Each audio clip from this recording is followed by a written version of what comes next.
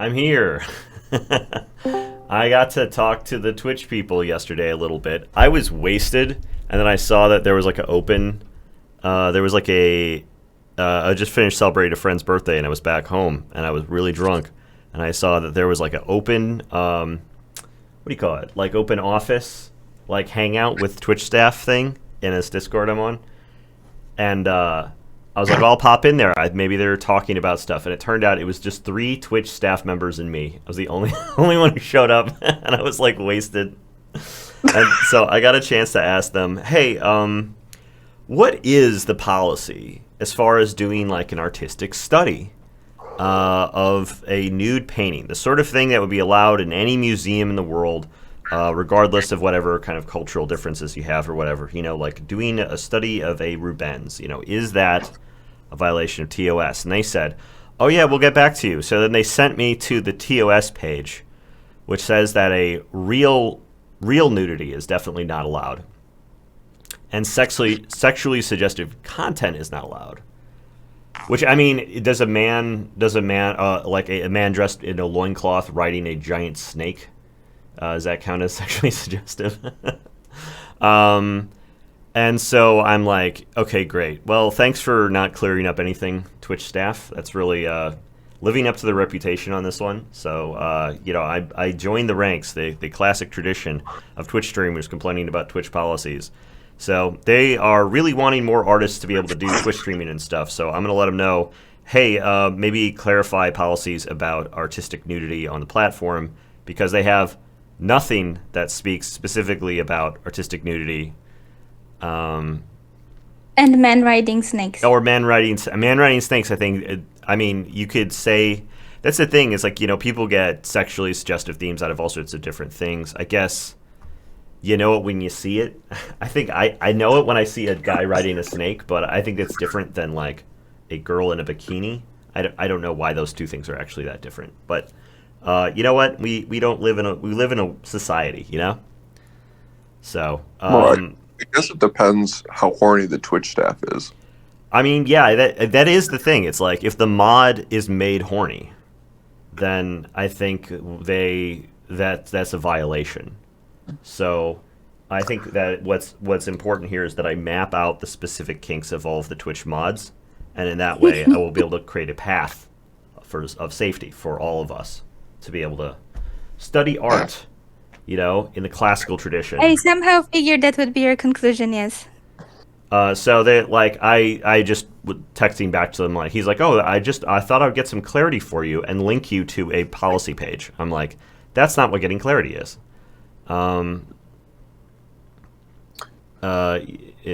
You feel art section is 80% sexually suggestive at any given time. I don't know. Yeah, you know, George Costanza screaming, "We live in a society." That's exactly right, Meat Suit. So, I want a human being to tell me that it's wrong for classical paintings to be depicted on Twitch streams. If they can tell me that, I guess we'll just say, like, maybe not, but I'll also tell them, hey, if you want artists to actually use your platform, maybe make policies that account for standards in the art world, you know? I don't think that anyone would abuse it. I can't imagine that somebody's going to try to, like, somehow use, like, classical depictions of, like, religious scenes and, like, mythology to, like, try to bait people in. It's like the hot tub meta. It's gonna become like the Louvre meta, where you just like are posting, you know, live footage from inside museums where you can see titillating adult nudity. We'll see. I mean, maybe that is the new meta, and then I'm over here on the cutting edge. But in the meantime, today's study contains no adult nudity unless you count being able to show the face and hair as nudity. Which, I mean, in some cultures, that's true. But thankfully, here in America, and sometimes in Canada, it is totally allowed. So I'm gonna be working on this for my study today. I feel like all platforms have a hard time balancing out nudity and art, like Insta and Pinterest. Insta has a policy. They've written a policy. Meta has always had a policy in favor of artistic nudity. If it's a painting of a boob, it's like it's always been allowed, and yet people still get they still get like what do you call it, moderated for it. They still get people still report them, and then the mods rule against them, even though the policy is clearly written. So, are seeing cartoon butts taken down? Oh no, that butt yesterday was far more realistic than a cartoon butt. But maybe because I'm working with them a little bit, maybe then I will be safe when it comes to this very concerning topic of whether or not a painting of a butt can be allowed on this platform. Certainly, you wouldn't want to get interrupted from your gambling to see a butt. That wouldn't be allowed. It wouldn't be okay. I really suck at Discord. You suck at Discord? What'd you do? I'm just like, I can hear you, but I cannot see what you're streaming. Can't see what I'm streaming? Oh, that's because I don't have it streaming inside the chat here. It's only going on Twitch. Let me No, I usually turn on the VCam here for everybody. Wife is coming to remind me that I don't have my virtual camera set up correctly. All right. So I had some pretty good luck yesterday with trying to do a drawing that, rather than break it down into a grid and use the image as like a perfect one-to-one reference, that I was able to like kind of make my own drawing and then build on that, and I got a little bit more leeway to add a little bit of my own personal flavor into the thing. And I'm going to try that again, though. Today, I don't know how that's going to work out because we're dealing with like just a big old face here. And drawing faces is one of those things that I have had a little less practice for the last 10 years than I probably should have. A boob of a painting? Did I say a boob of a painting instead of a painting of a boob? I was just explaining to Jake before I went live. I'm hungover today. Yesterday was my friend's birthday. We went out. We had a couple of beers. Then I got home, and Anya was like, "Hey, you told me you're going to drink this bottle of wine with me." And I was like, "Okay, don't throw me into the briar patch." Of course. So I'm nursing one today. I'm on my third cup of coffee right now. I think I'm still sweating alcohol. Do I have trouble with facial symmetry? I mean, kind of. I have this thing, like, I feel like as I've been practicing, I've been having less and less of an issue. But it's like, if you imagine that, like, any feature is, like, fits inside of a square, when I go and try to replicate it, it's not that I get, like, it's not that I don't, like, get the corners right. It's like everything gets kind of skewed. So it'll be like just a little bit like this. Just a little bit transformed. And so like a face will have symmetry, like kind of relatively, but it'll like, features will kind of drift. So like, even if a mouth is like symmetrical, like eyes will end up off, and it's like relatively two things. Everything is kind of right, but because they're all skewed kind of collectively, it makes it difficult to identify exactly where the problem's coming from. I found that like oftentimes if I take a sketch and I just grab the bounding box of it and I skew it, like if I've got a guy,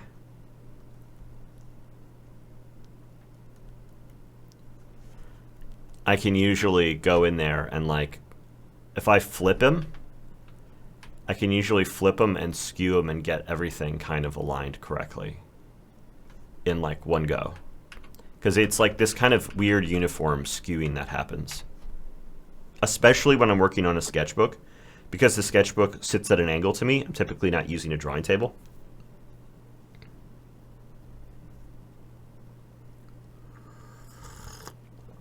Yeah, Clay Chibi. This reference is really pretty. I found in this photo, I was like, oh, the lighting in there is so cool. I love this photo.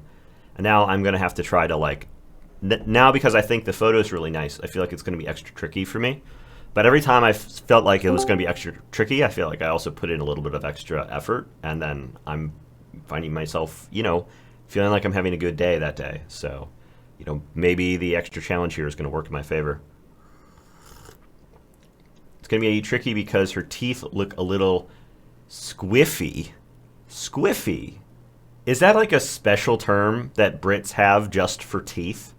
I've never. I feel like I usually pride myself on knowing like some foreign slang terms. I've never heard squiffy. Can we get a definition on squiffy? Can we get a price check on that one?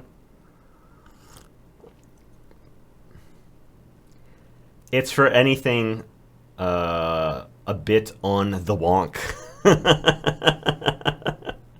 A bit on the wonk. I like that.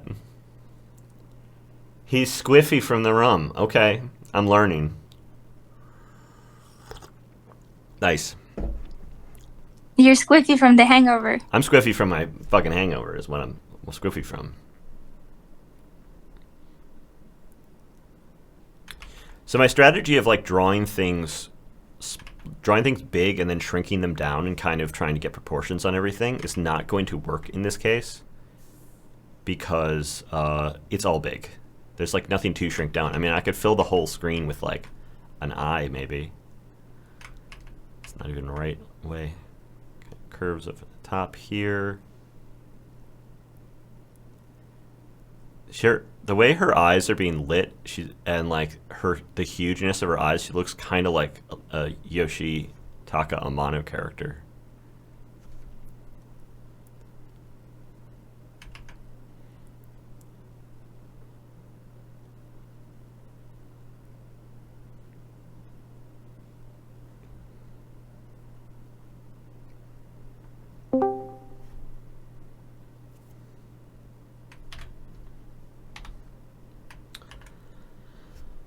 Yeah, aren't we all a little bit on the wonk? I mean, we're talking about a group of artists here. Or the Ayami Kojima vampire. Yeah, she's got a little bit of Ayami Kojima vibes. The big hair, too, I think plays into that.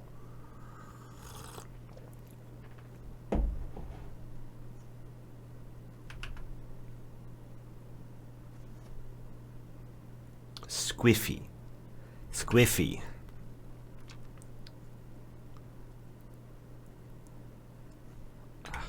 Starting with the nostrils is probably not the right way to go.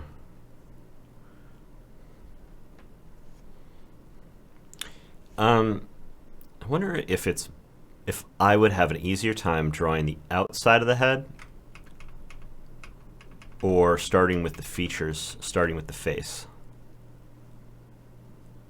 Because, like, I feel like getting the proportions on this triangle right here can be pretty challenging, and then like trying to draw kind of a bounding box around it like this, I always feel like the features are kind of swimming in it a little bit and I'm never quite finding exactly where they're supposed to lie. Yeah, Ayami Kojima is the GOAT.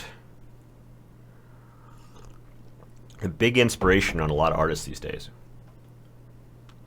Going to the same vibes as yesterday. I mean, vibes, no, maybe, but mostly like a technique. And I mean, I haven't done something that's like, I haven't done that like a clean drawing for a giant face like this prior to, like, I think that was the way I did the first time, actually. The very first tragic one, the one that got me started on studying, the one that made me realize I needed to study. That one I tried to do like this, and it was a disaster. And it was part of the reason I think I moved away from trying to start pieces like this. But I think, let's see. I'm going to try to keep the lines a little smaller. And I'm going to try to like get some construction lines in here to give me a little bit more of a basis.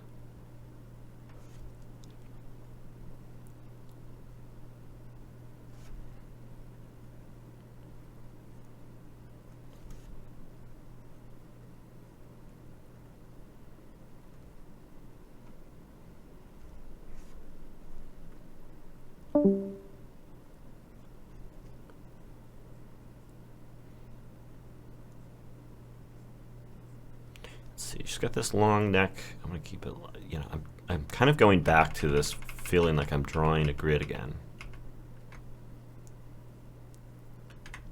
I need to think about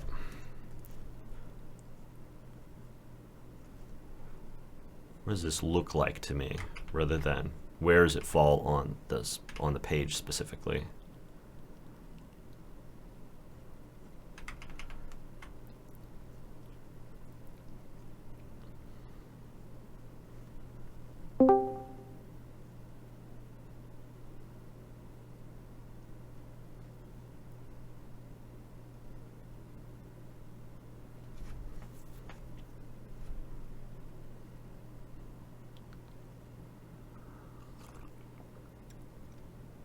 Oh, your tarantula died?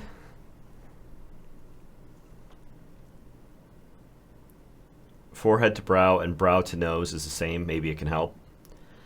I appreciate the advice, Milan. Yeah, the forehead here is looking a little small based on where I'm sort of placing these eyes. She's got a pretty big forehead.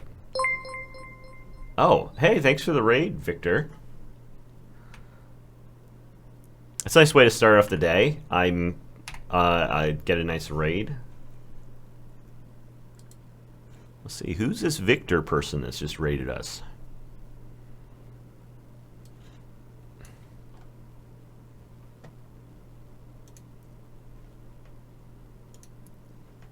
I gotta remember to start like looking into the raiders and saying hi to them as they're coming in.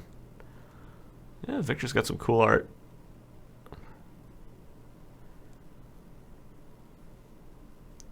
Just finished your art stream? Nice. I'm just starting mine. This is the beginning of my day. Dude, I love Mega Man. Thanks so much for the raid. Oh, and thanks Instagram for getting in the way of looking at Victor's art.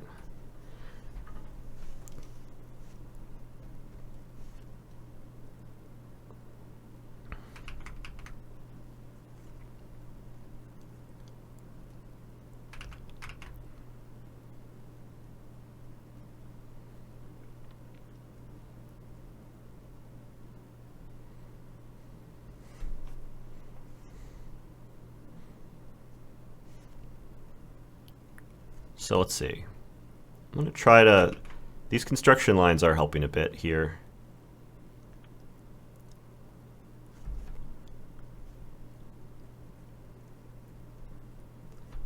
Oh, you've got my book? That's nice, man. Thank you.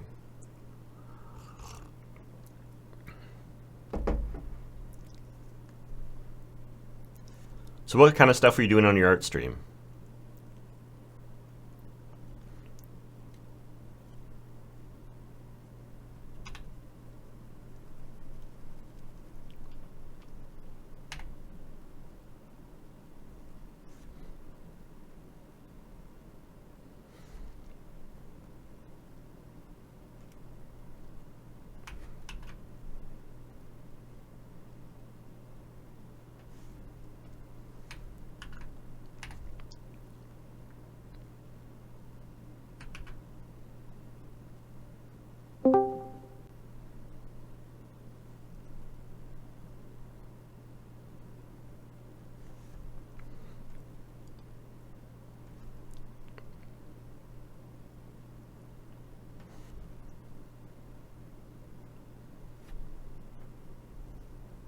Drawing a bit of comic and concept art. Fan art and study. That's a lot. I've just been mostly doing my studies on here. It's Twitch is a nice place to it's been able to keep me accountable working on Twitch and Discord to do daily studies.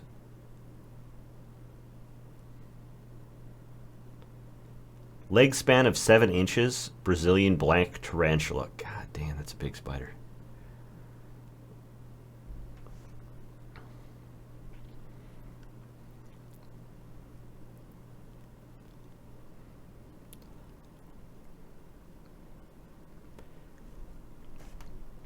We haven't had a pet in a little while because after our last cat died, not the one that's the skeleton, the one that's actually was alive when we had it.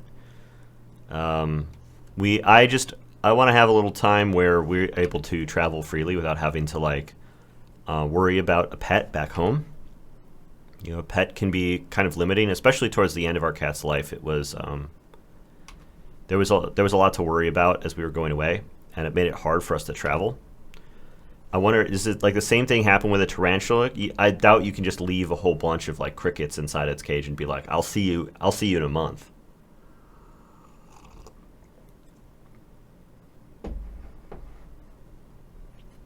Damn, 30 years old? That is way longer than I would have expected. I never anticipated that any kind of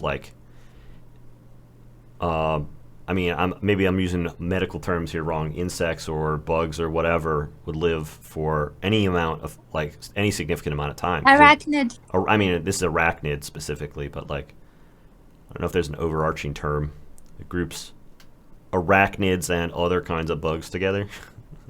But like a octopus only lives for like really short periods of time. Like they're super intelligent, but they live for like just like a few months or something like that.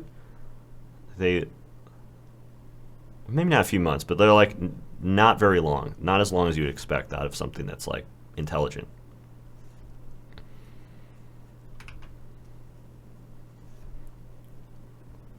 I don't think it's months. I'm pretty sure that Mode Aquarium has the same octopus that they did when we first moved here. Well, maybe not months. I remember. Okay, so I'm basing this off of I watched My Octopus Teacher, because there was a story where it was like a guy I knew said he was having emotional problems. He was depressed for years. And then he saw My Octopus Teacher, and it changed his life. So I was like, I gotta see this movie. And the whole point of it was that like the octopus doesn't live that long.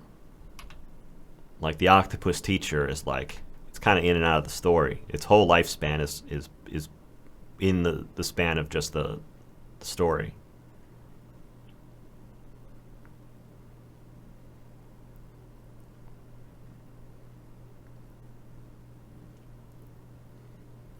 I'm not sure what the octopus was teaching the guy.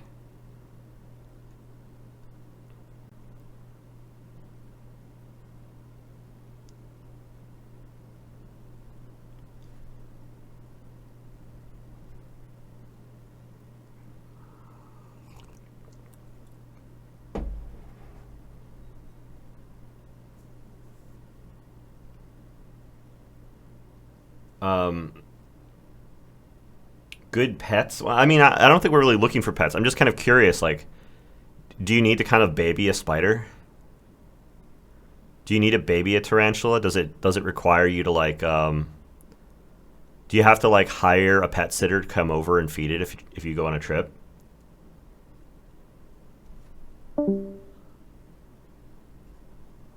Husband's allergic to insect bites and you're like, I'm going to keep a lot of spiders in the house.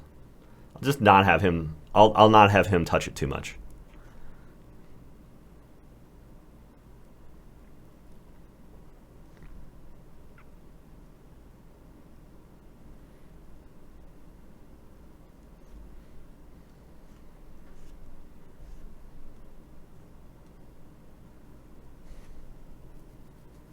Once they mature, they don't need much. Okay. They become independent. The spider's like, I'm running to the store. Do you need anything?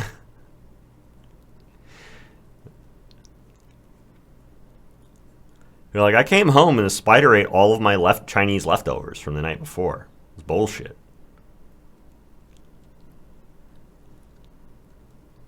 I'm going to evict this fucking thing.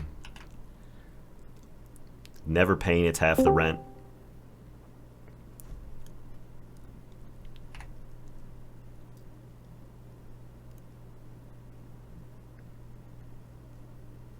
Once every couple of weeks. Refuses food for months at a time. Oh, dang, actually, okay. This is the kind of pet I think we could have. So, Anya, if you want to keep any giant tarantulas in the house and you don't want any help taking care of them, might be a good fit. But on a scale from 1 to 10, how much can I hug those without losing my face? What? How much can I you said hug? honest- hug them? Yeah, because Not. They don't seem. They seem animals. very cool, but not necessarily the most huggable of pets. Yeah, that's my issue here.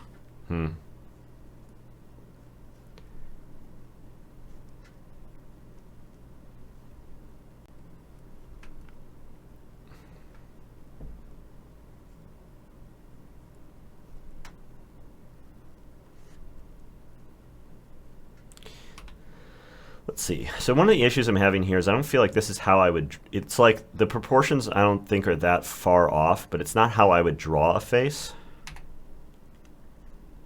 And so maybe it's leaving me feeling a little cold on the overall like look of it.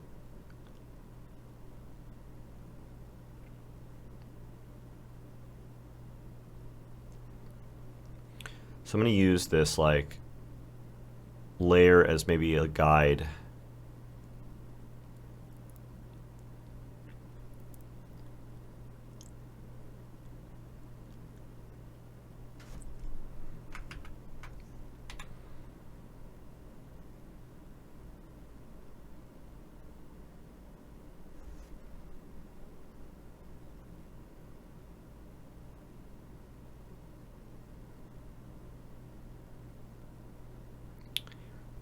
Get her squiffy teeth in there.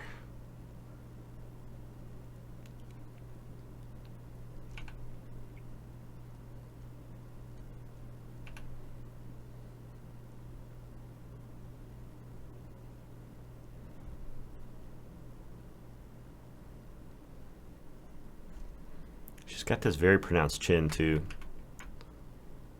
Got that tough looking, very tough looking chin, cleft chin.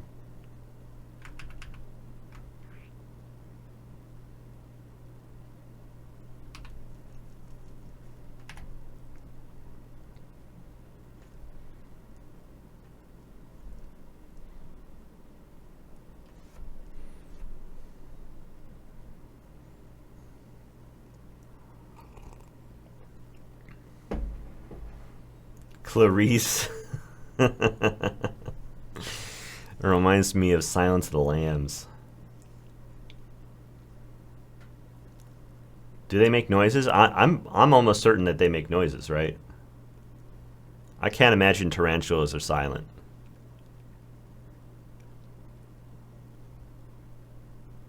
Oh, that's what she's named from? Okay, good. I was worried that for a second I was like taking a big swing and I was like going to say something offensive. Be like, no, it's offensive to compare to like, talk about serial killers and cannibals in the context of a tarantula.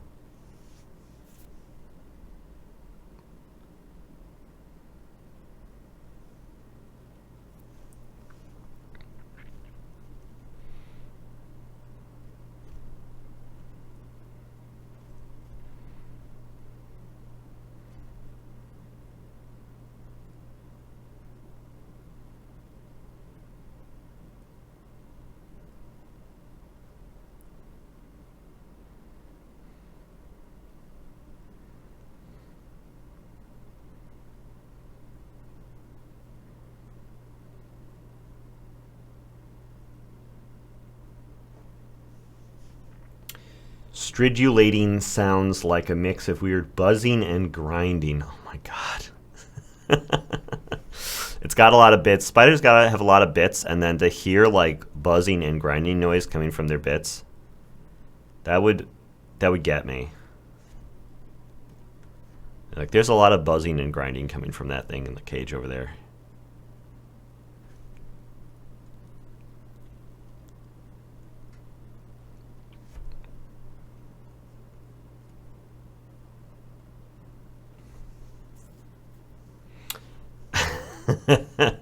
Angry noises. That's fun.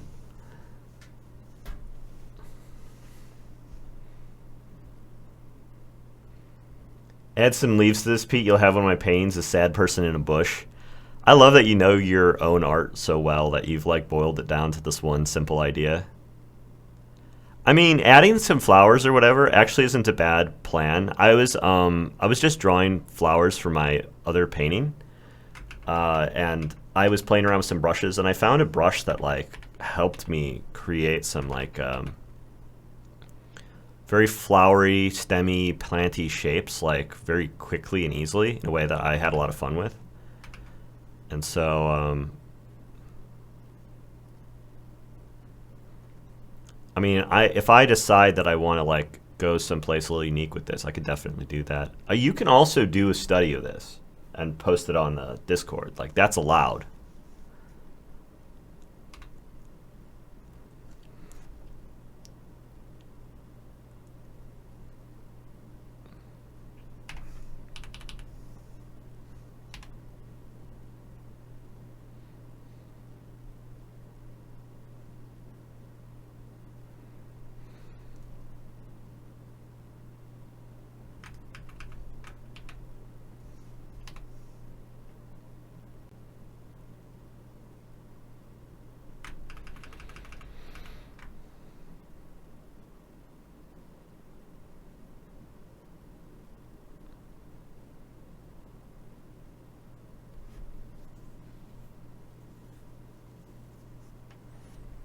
Oh yeah, I bet you're probably tired. You're on a way earlier time zone than me, so I mean it's later in the day for you. I'm just getting my shit started. I know you're probably wrapping it up There's a lot of people in European time zones that hang around here that are just like night owls, and like they don't really get their stuff started until about the same time that I do. So they'll like hang out because this is like their peak hours.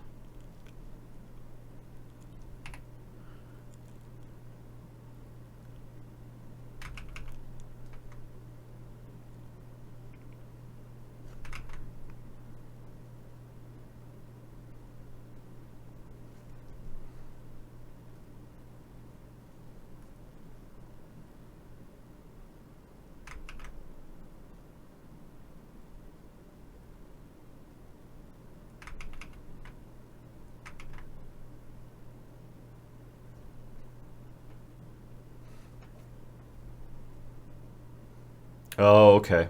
Yeah. Real life stuff. Hello, Yellowing. I'm trying to be good about the chat today. I don't know if you guys are noticing or appreciating, but I'm not neglecting the chat for once. Yeah, we've got a section on the Discord for people to be able to post like photos and videos of whatever. It's called Photo and Video. So like if you ever want to share cool tarantula pics, that space on the Discord is like made for that kind of thing.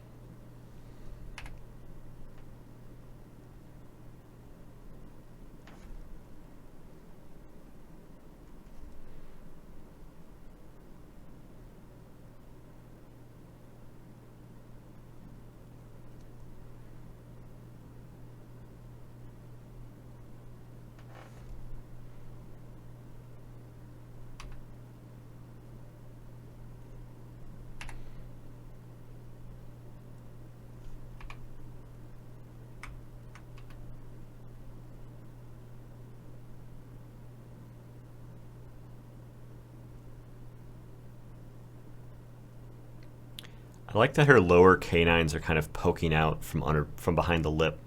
That makes the expression feel extra tough. She's showing her fangs.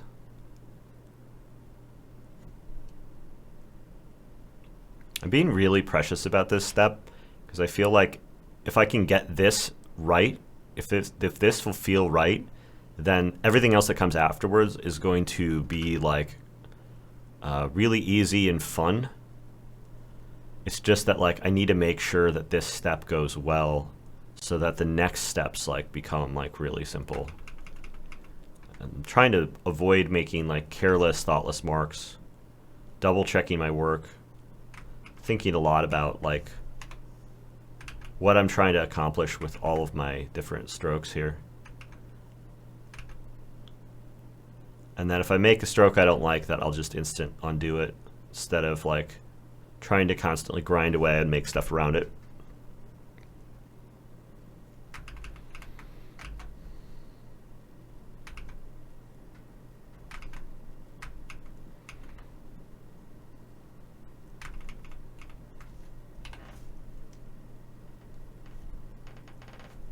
Is going to be hella easy or a nightmare? That's what I was thinking.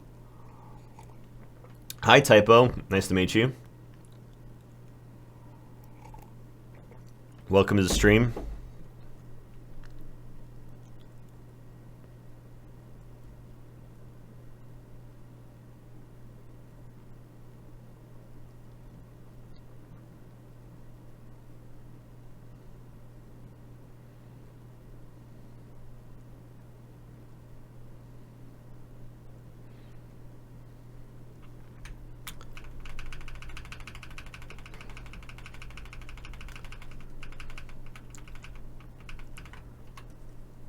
There's so few elements in this piece that it makes me want to make sure that the stuff that I'm putting in is all right.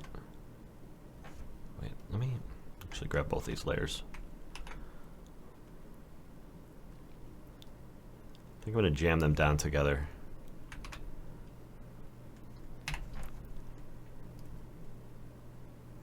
Paint the eyelashes. Yeah, exaggerating the eyelashes is gonna be fun. It's like not something that I feel like is requires a lot of expression in the drawing.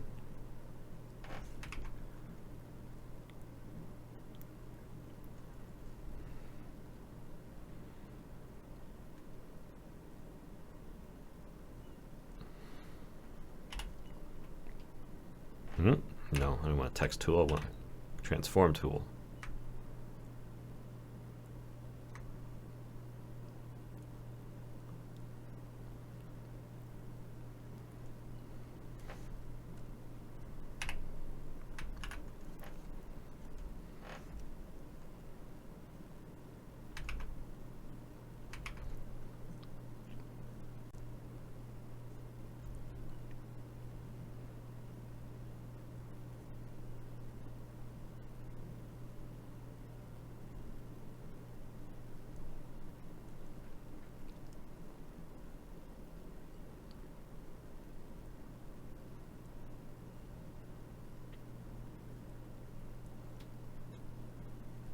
Just trying to be a little bit more careful with it, because I feel like the more care and intent I can put into this step, the better the whole thing is going to be. I feel like I've got to burn a few extra brain cycles to do it just because my head's not at 100% this morning.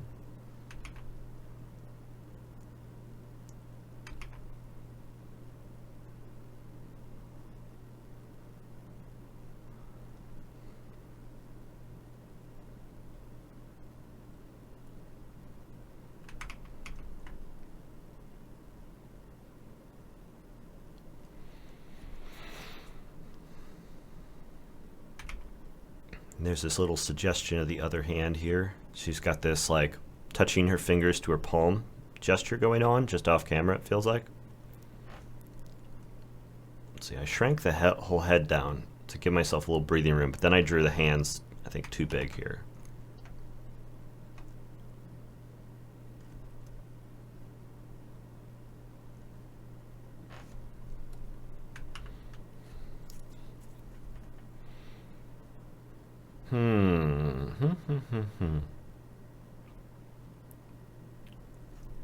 I think I'm going to shrink her face down just a little bit inside the head.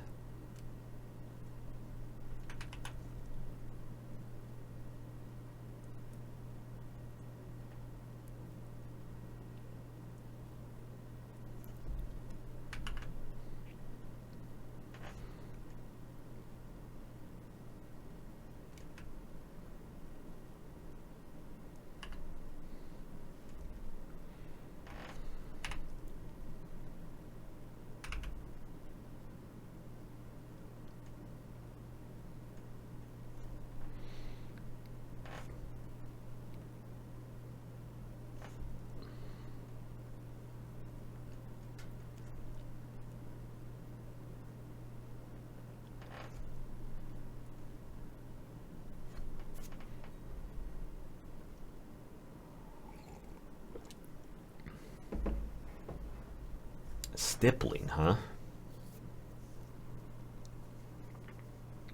Yeah, I haven't done stippling since college. I remember, like, we got exposed to a lot of different art techniques sort of in first year, and it was a lot of, like, you know, classical art materials using, like, a rapidograph and stuff.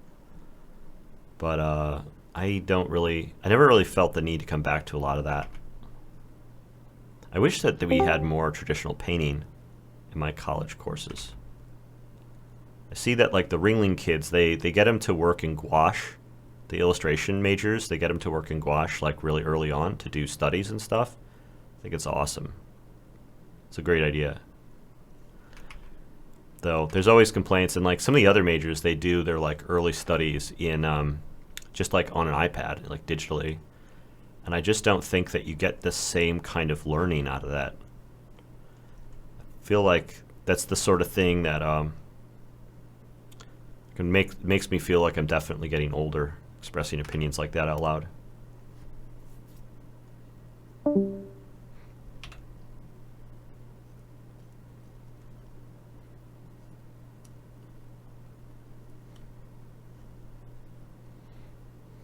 Okay.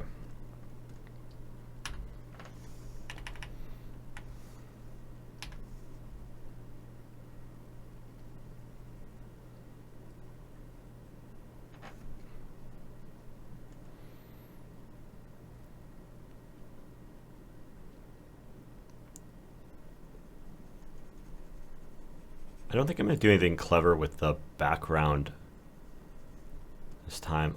I like how it's just soaked in shadow.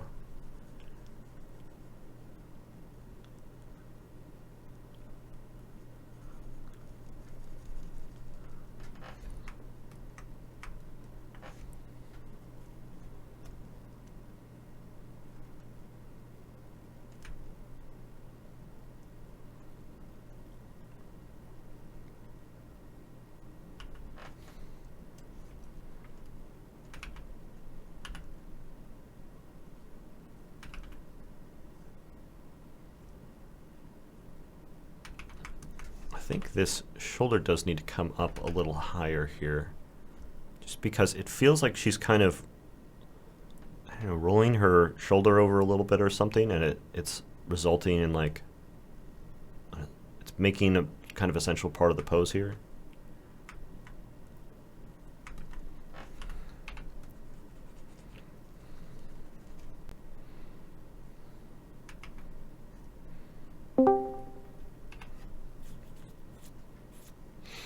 I know it's really quiet in here, but any of you guys can talk at any point. Except for me, right? Except for Jay. Yeah. Huckleberry, Oh, nice cool. to meet you.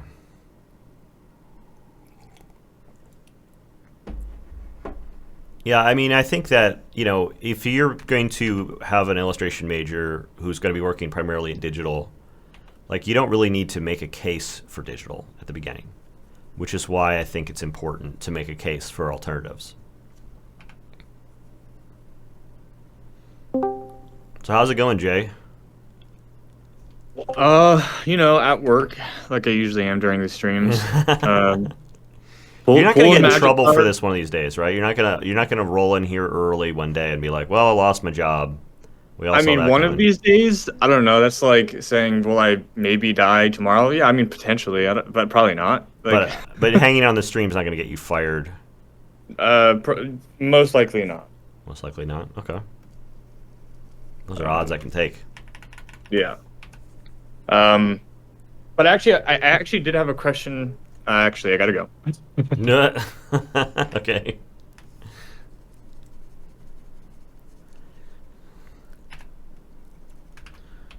Let's see.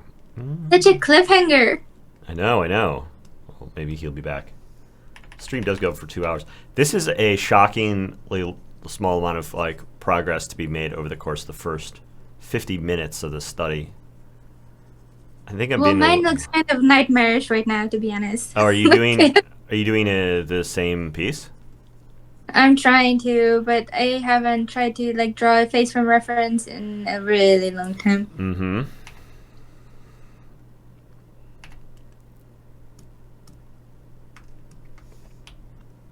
And then I have to turn off the sound once in a while because I don't want like the what is it, the hair dryer to just. Oh, you got the hairdryer blasting your paint to lay down layers? Yeah.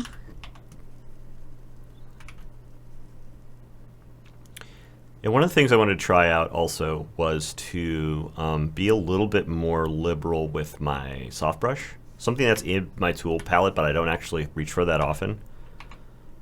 Because I was thinking, like, you know, I want to have these nice, creamy, soft transitions around my paintings, but I tend to do that by sort of trying to spread around the stuff using a hard brush.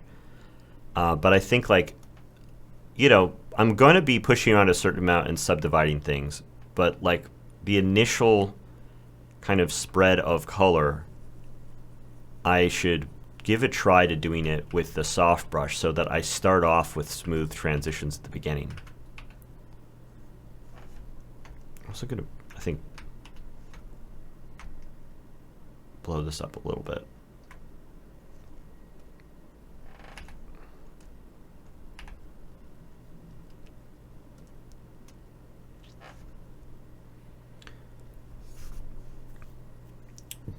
Zeke, he's asking if I have any tips for drawing an open mouth. Man, I don't know. I mean, like the way I typically try to draw a mouth is I've got these like various different like points where I'm looking at these various different markers, and it's like the corners of the mouth because they tend to a certain amount of shadow accumulates in there, and then the area right where the top lip kind of meets, you know, the opening.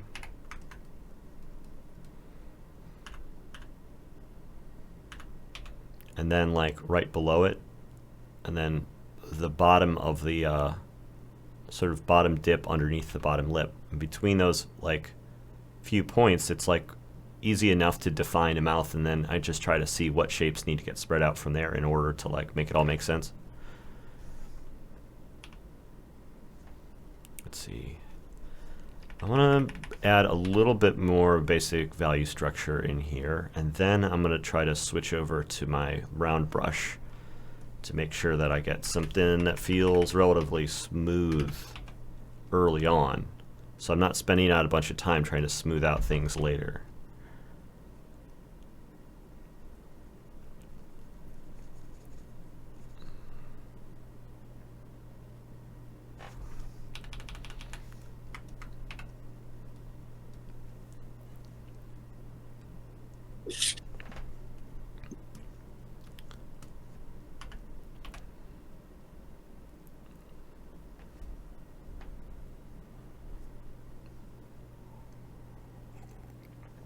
Don't over detail the teeth. That's a good idea. I'm kind of already at risk of that. She's got this kind of like gap tooth look a little bit by trying to draw the gap between the two.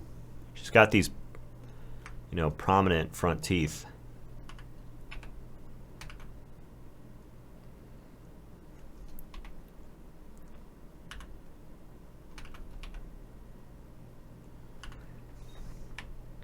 So one of the things I think I might do here, so I've got this really interesting lighting in this piece. Instead of trying to draw the shadows are kind of everywhere, and then there's just these like spots of light. So it's probably easier for me to start with a darker color all over.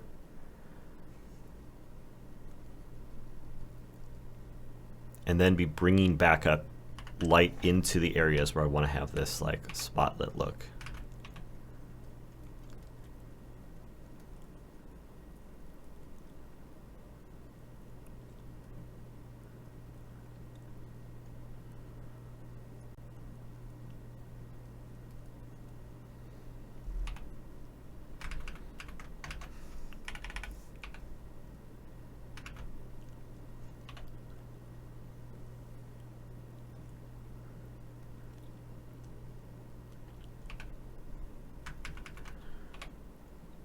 This is a super challenging piece to do a study of, I feel like. It's really throwing me. And I think that starting with like the more geometric style cutout rather than a drawing would, like the more geometric style blocking rather than a drawing would have actually made this particular piece a lot easier.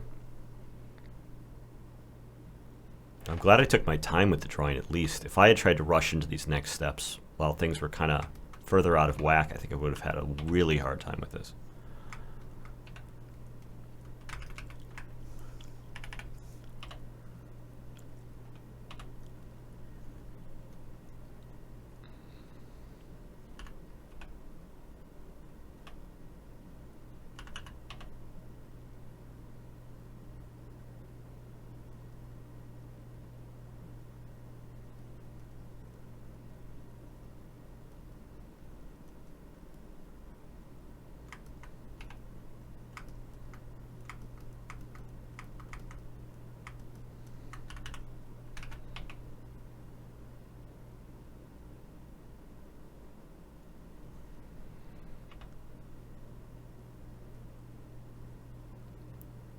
These pools of light, they've got this kind of like solid core to them, and then these blurry edges that come around the outside. It kind of reminds me of like a bokeh that you get when you're in a camera.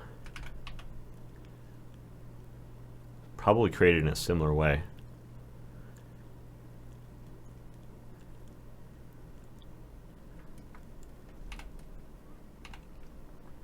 Crep teeth.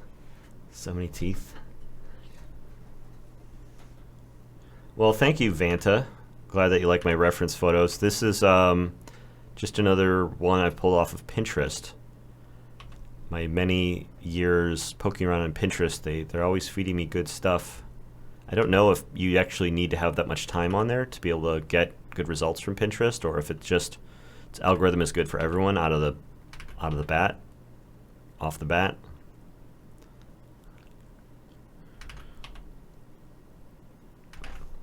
Let's see. So I wonder if I should have, before I started trying to get these bigger light areas in here, already kind of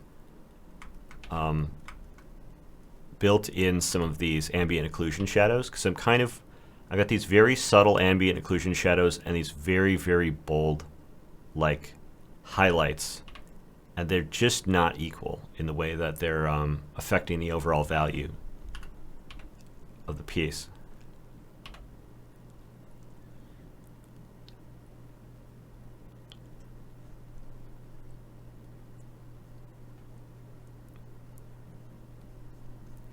I think what I'm going to try to do is once I can get both like all the rough lighting in here, I'm going to do the color treatment on it, because I went more detailed on the values yesterday, and I was feeling a little frustrated by trying to add color to it. That I was ending up with like zones where I was really happy with the color and other places not so much. And then the more I tried to kind of push it around, the more I felt like I was kind of like worried about ruining the values underneath. All that is like the reason why I like to do the colors as early as possible, so I don't feel like I'm ruining anything.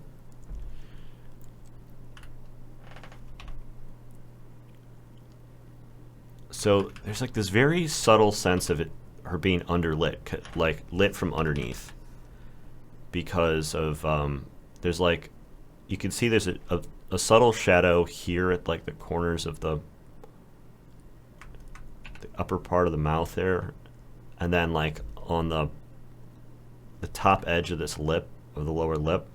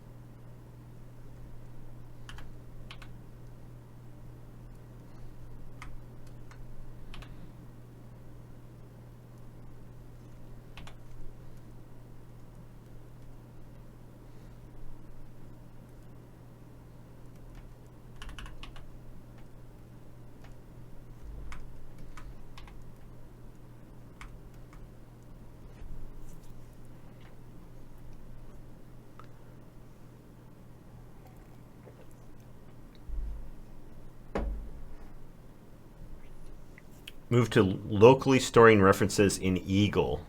I never heard of Eagle. Yeah, there's like a lot of very careful lighting happening here inside the scene. Getting some shadows that are being trapped, sort of these ambient occlusion shadows being trapped in the corner of the jawline there.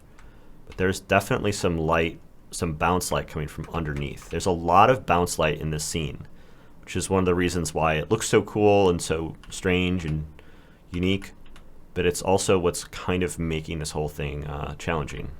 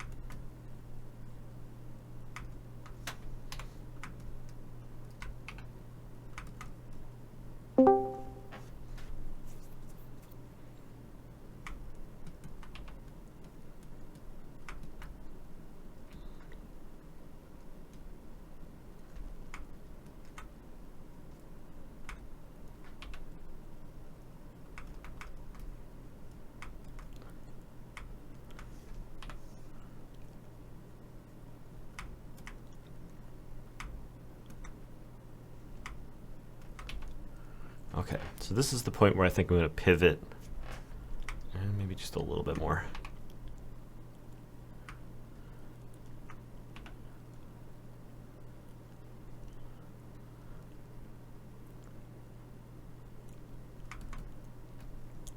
Transitions are so subtle on this photo. I really feel like I have to focus extra hard to figure out where I need to make things lighter or darker. Damn, this is like hard to get the general sense of it all feeling quite right.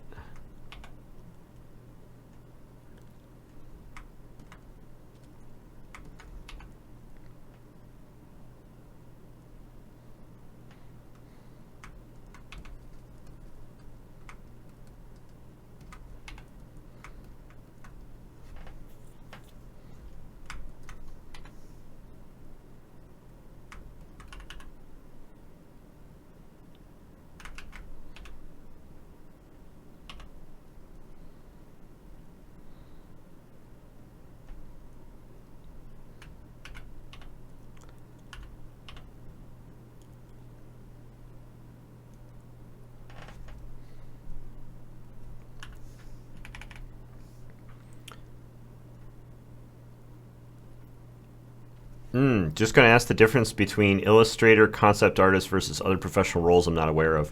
I mean, the difference between an illustrator and a concept artist is that concept artists are creating, are typically like creating ideas that are going to be worked in other mediums. So they're like coming up with like a character design, and that the expectation is that character is going to then be like, you know, appear either in other composed illustrations, or like created into a 3D model, while an illustrator is simply like making a single composed image. Like concept art, a lot of concept art that gets shown off is like promotional art, or it's not really concept art. Like a lot of it is way more polished than what typically gets used for concept art. I think that's one of the things that confuses people.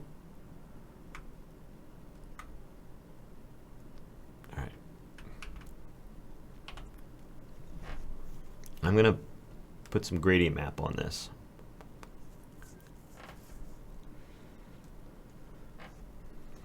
Most of the concept art that I've done over the years has been really, really rough and simple. While the, yeah, this old standby here is working out pretty well for my needs today. Well, my illustrations tend to be much more involved. Let's see, what kind of...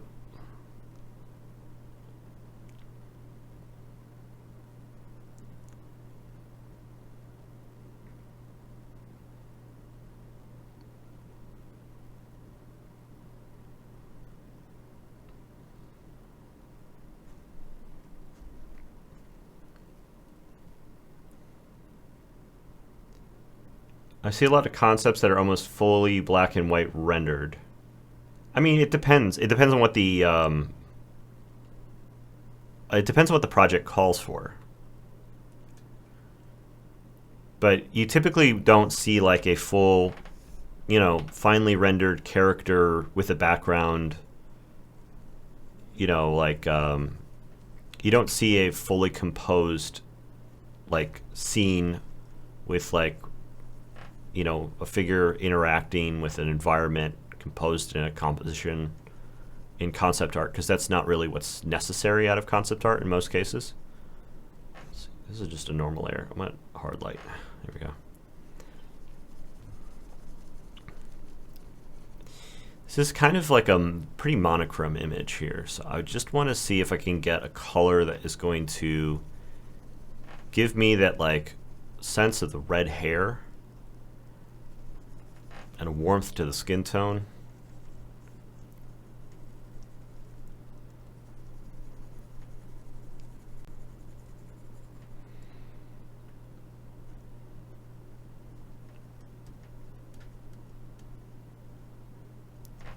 And then I want that gradient map underneath to give me a little bit of that temperature variation. It's going to be useful for, oops, build new habits here. The temperature variation is going to be useful for sort of differentiating what kind of light is in which part of the scene. You know, whether it's a bounce light or, you know, key light or whatever. Like if it's going closer to light or shadow, it should change temperature to some degree.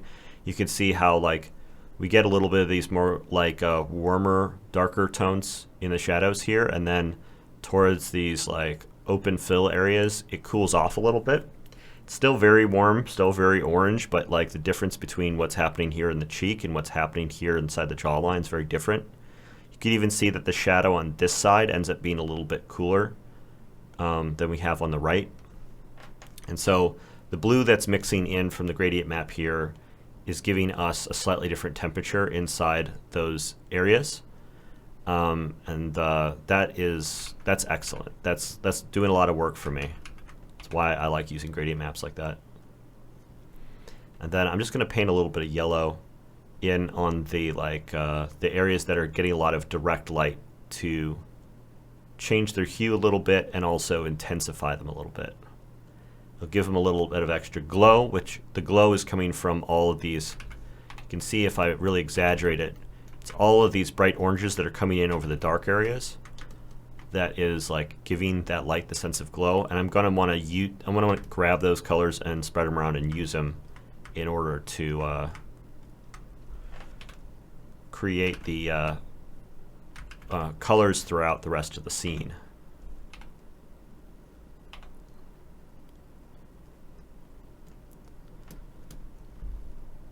So this process of like adding in a couple of colors on the hard light, mixing with the gradient map, that's generating my palette that I'm going to be sampling from when I get to the refinement stages later.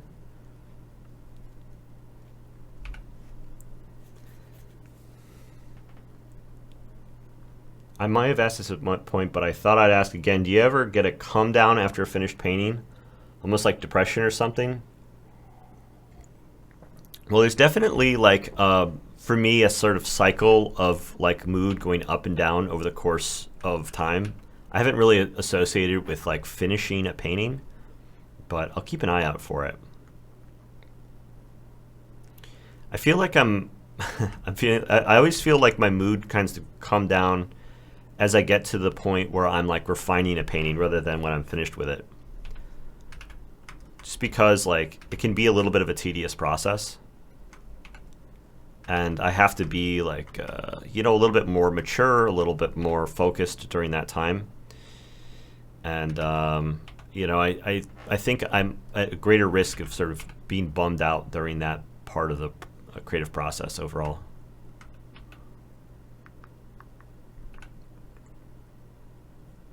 We got this cool little orange shape happening along the edge, the side plane of the nose on the far end there. There's like a few little points where like there's this orange kind of glowing through.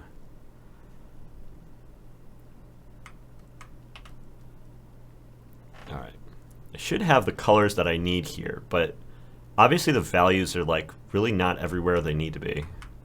The whole thing still looks kind of weird.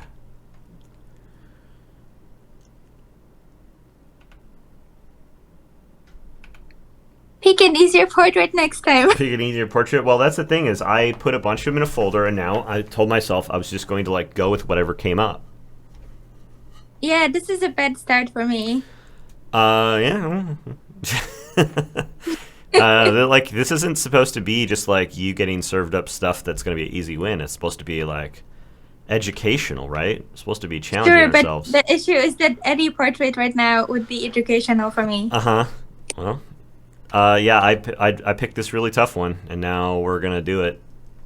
And, you know, it's not going to turn out perfect, but I'm hoping that this next step, things are going to come together. I've got a lot of the colors that I need, and now it's a matter of kind of getting them in the places where they need to go. I just always feel terrible when I'm turning like a beautiful model into a very weird-looking person. Yeah, well.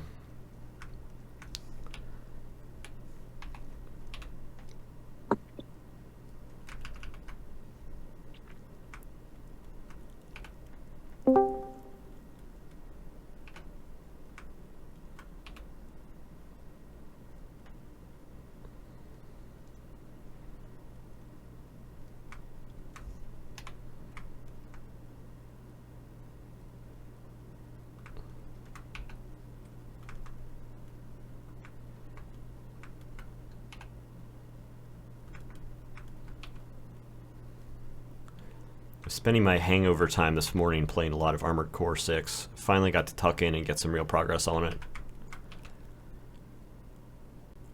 Well, Anya was running around doing errands all morning, taking care of the car, Yeah, go getting the me. kids off to school, sitting around in my underpants, not underpants, but sitting around in my pajamas playing Armored Core. It's nice to have a little bit of a morning off, but then I came into the stream feeling a little unprepared, so I'm going to have to get back to it, get some tasks banged out after I get some breakfast. See, and I did all of those chores, and I'm here also. Uh-huh. Uh-huh. Yeah, yesterday I was like mega prepared coming into the stream. Yeah, look at how dark it gets. Like there's these really dark, rich bands of color that are sort of blooming off the side of this light.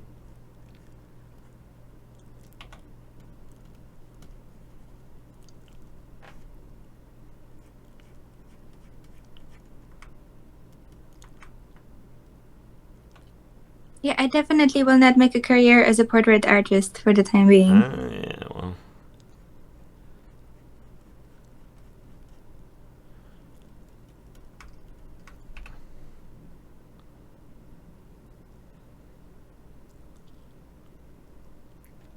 I know It this looks sounds kind of weird. interesting until I look at it side by side with the with the thing I'm painting. Fancy Sauce is asking what separates a good, from my experience at WotC, what separates a good art director from a great art director. It's funny, you know, I had an easy time working with Jeremy Jarvis. I really liked working with him. He was really good at just sort of stepping out of the way and letting, you know, the artists like do their thing. That was what I always wanted, was to have an art director just sort of like make the boundaries of the work very clear and then leave me to it. And then I worked less well with art directors that were way more hands-on. But I've also talked to plenty of artists that prefer the opposite, and some artists in specific that really didn't like, you know, Jeremy's style of art directing. It's just like to me, it's like a personal relationship. Like when you're working as a freelance illustrator, you're just going to have an easier time communicating with some art directors than others, just in terms of like your style of communication is going to work better or worse with different people. So I wouldn't say that like it broadly means that one art director is better or worse than another.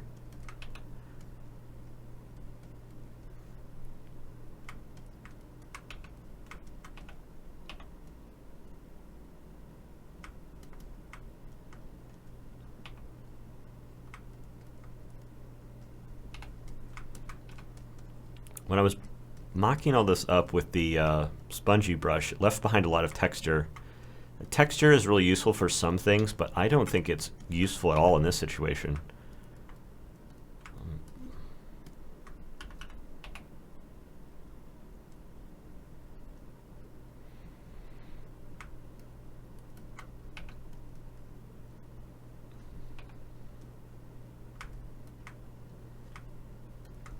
So now I'm just trying to like go really opaque with the color to just get this dang texture out of here. I need texture in other spots, like in these eyebrows.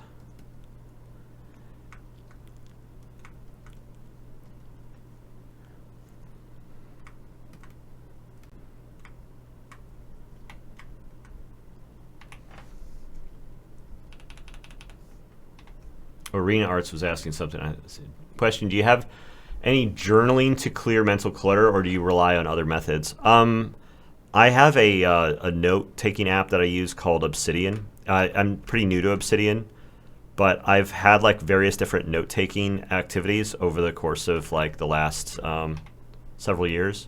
I used to like try to put everything in Google Docs, and then there was like a sticky note phase, and then there was like Notion. I tried out Notion earlier this year, and I kind of dumped it almost immediately once I discovered Obsidian.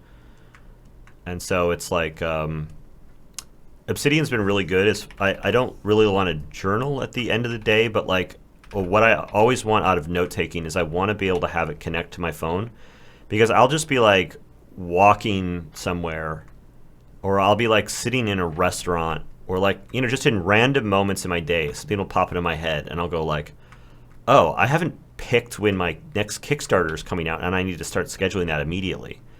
And I'm never going to be able to remember that. I'll just have this like horrible sinking sense for the rest of the day that there's something I forgot about that was important. And it's just this like sense that there's like somewhere out there, there's a child drowning and it's my fault because I forgot about him. And I like need, so in order to be able to hold that in my mind, instead of trying to like repeat it to myself in my head over and over and over again, I just write it down immediately so that I can forget about it. But I need to write it down in a place I'm actually going to be discovering and using later. So all of my all my note taking needs to exist both on my phone so I can jot it down instantaneously as it happens, and then I also need to have it in line. So I'm going to in line with my work at my desk, so that I'm going to actually like have it in a place where I can act on it. So unless I can actually get those notes in a place where I can act on them, they're kind of useless to me. So it's a combination of like me maintaining good organization of my email and keeping like my notes organized that allow me to like know what I'm supposed to do at any given moment and like capture any of the stuff that's kind of rattling around in my head. Sometimes all I need to do is like write an idea down, take a look at it later, and then realize how horribly unfeasible and unactionable it is, and then I can just delete it, and then it doesn't feel like it's haunting me.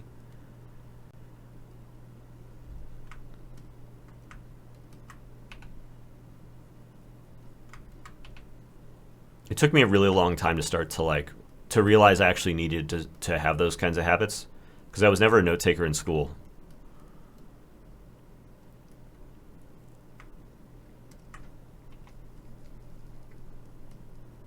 I never really understood what everyone was taking all the notes for, because the tests were not that complicated, and you weren't really allowed to have access to them either. I wasn't going to like sit at home and read through notes from shit that happened at school. Like, that never made any sense to me. So I was always wondering what everyone was writing down. And then now that I'm like an adult, like I actually have stuff I need to put on paper in order for it to like, for me to be effective at my job. And like developing like better note-taking habits has been like a really, really important part of my mental health and like my productivity.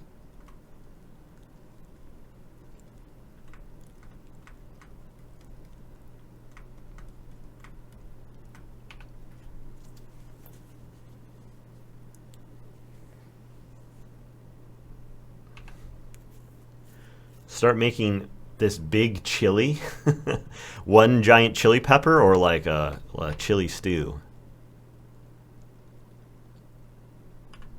Stew season. Yeah, it's I wouldn't say it's stew season here in Florida. It's been, the outdoors are kind of like a giant stew of like bugs and gators and humidity.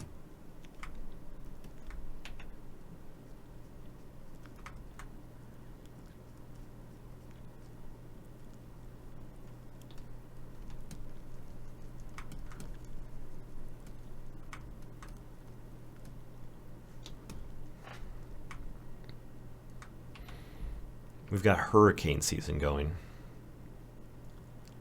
Just survived that first one. No power loss. There's some flooding in my downtown, but nothing catastrophic where we are, which is great. And I actually heard on the news that like this hurricane was predicted to have like bigger problems, and that it actually turned out to be a lot less damaging than people had anticipated. I mean, a Category 4, I mean, slammed. It was like pushing up water into Tampa Bay pretty aggressively, and then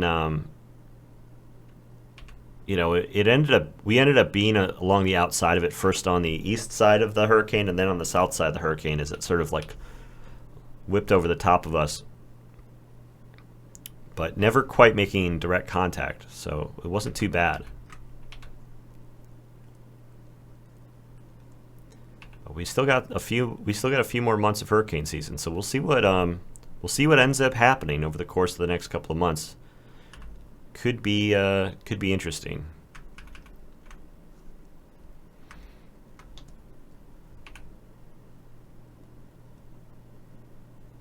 I hope it's not interesting. I hope it's boring. I hope no storms happen. And everyone goes, wow, that was the weakest hurricane season we've ever seen.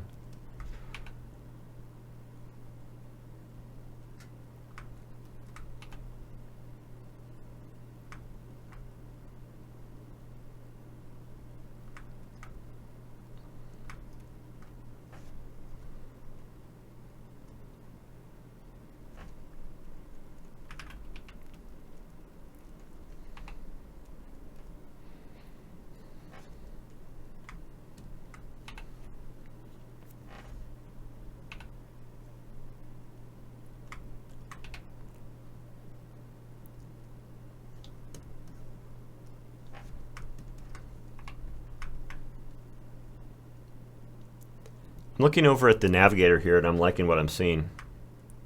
I feel like I'm slow. All these little adjustments are all kind of piling up into the thing actually looking correct.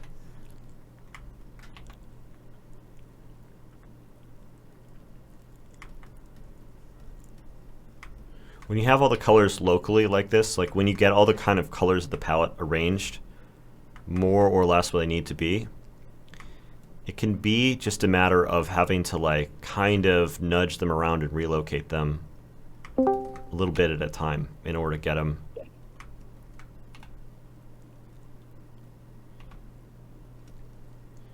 to feel like they're like in more or less the right spot.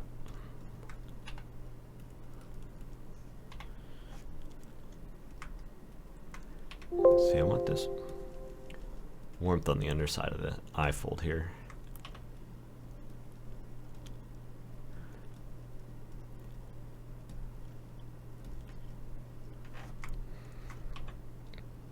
There's a little shininess coming off the top of the, above the tear duct here. I think is pretty interesting looking.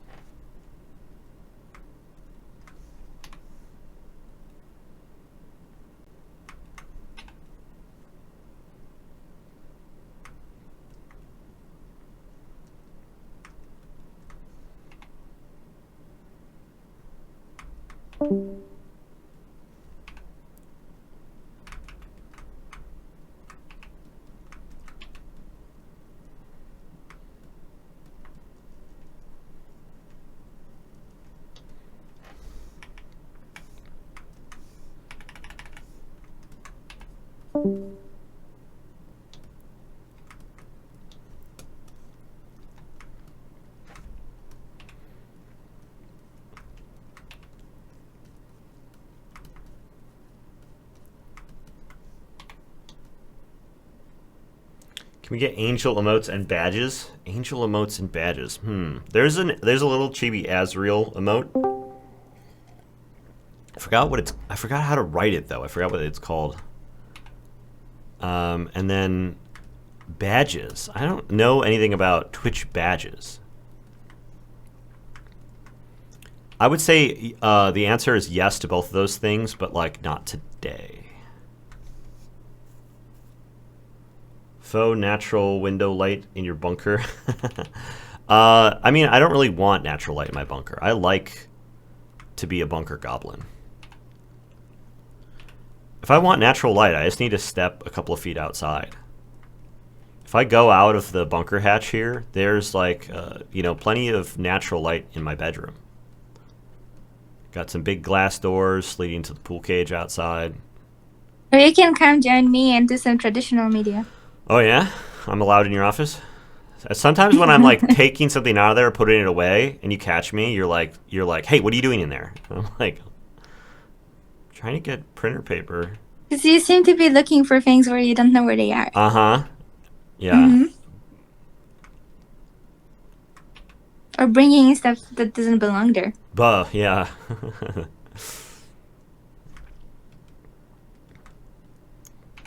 It's weird how I get this sense that I'm not allowed in there.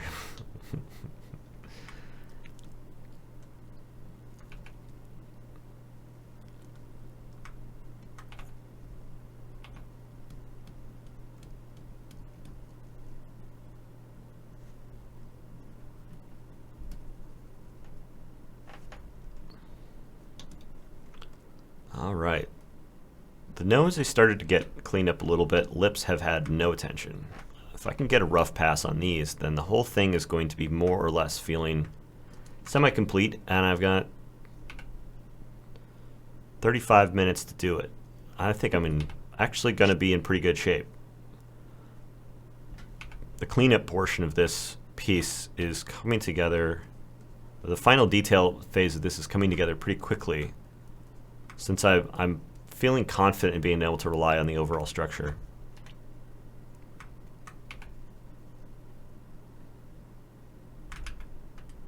That's looking good, Pete. Thank you.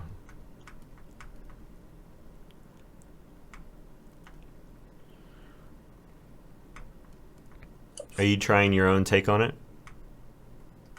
No, I'm trying to go Ultra Instinct on this Frazetta piece. I'm trying to get it done. It's.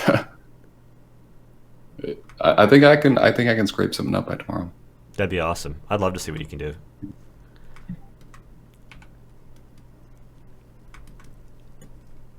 Yeah, Frazetta. The I'm Frazetta hoping to thing have- is tomorrow. I'm gonna reach out to Sarah today and just make sure that we're confirmed for the right time and everything. Because like I know, like when I talked to her a few days ago, she was into it. But you know, if she's traveling, there might be some sort of complications that come up last minute. But hope not. See. I'm gonna get special guests in to take a look at the community stuff with us on Fridays. Got some friends that might be fun to bring on here.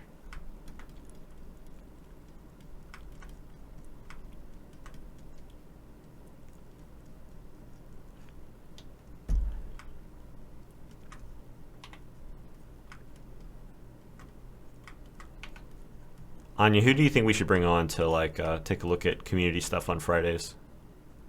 Him? Tim was here. Was it last Friday? Though I was trying to goad him to talk, and he's just like, "No, I'm enjoying listening to you. No, I want you to say smart things."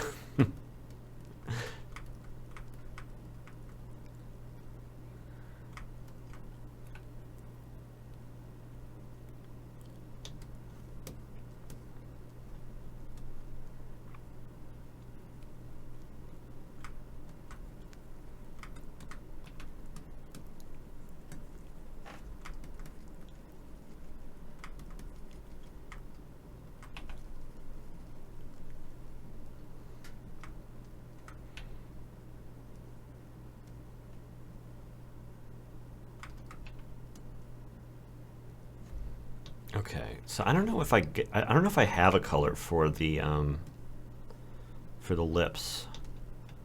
If I grab some of these darker reds that I'm getting from the shadows, I think it's going to come out a little bit too gray, a little too dark.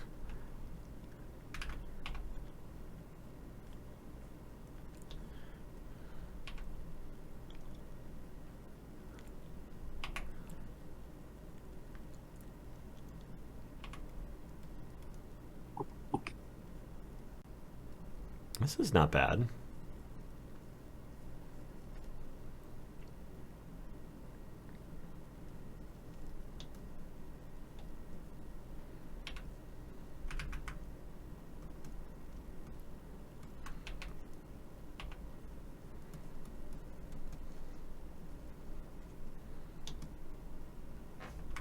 And then I kind of wonder if I should just do if I introduce like a pure gray, it's going to look super blue in this environment.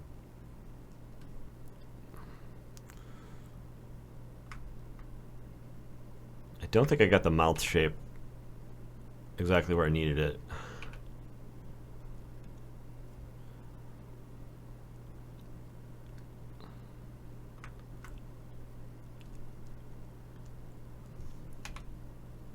But a dark gray instead of a black might be really good.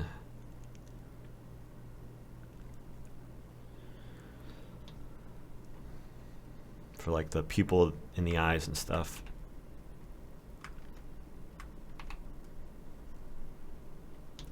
She's looking a little wall-eyed here.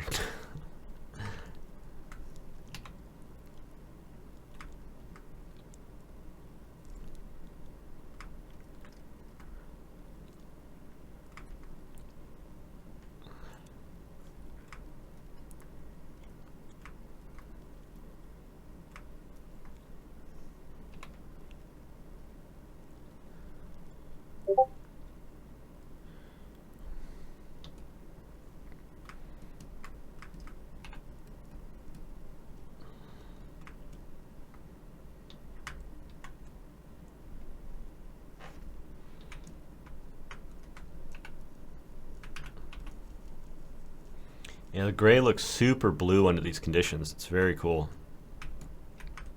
Both literally and qualitatively.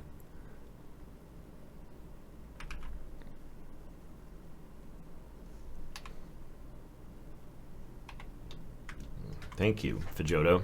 Appreciate it. Embrace the walleye. It's a look, yeah. Whenever I have a character that starts to go really wonky in their expression, I love playing around with it a little bit to like, but I'm running so slow on this one that I'm worried about kind of running out of time. I do want to keep it to a 2-hour study.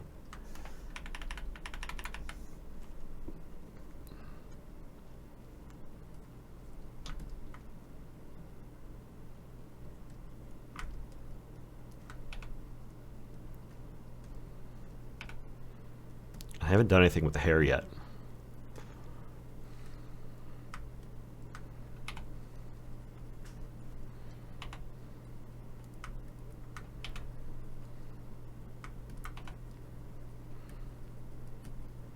Maybe I don't need to. If I can get some nice, creamy, soft transitions, it might look good by just suggesting the hair shapes.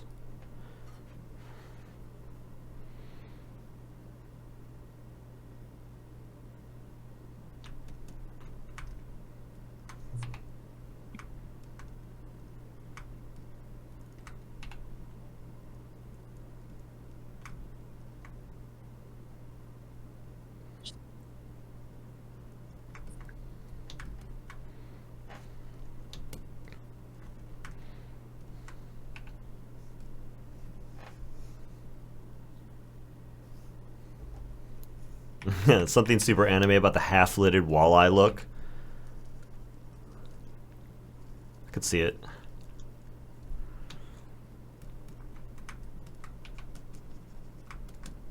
Yeah, I'm compressing down the values a little bit by just putting in a nice glaze of the orange over the top. Is like helping to soften out the lighting a little bit here on the neck. I don't really need to do a lot of intense definition on the neck at all. Just going to find some spots to put slightly cooler shadows on this side.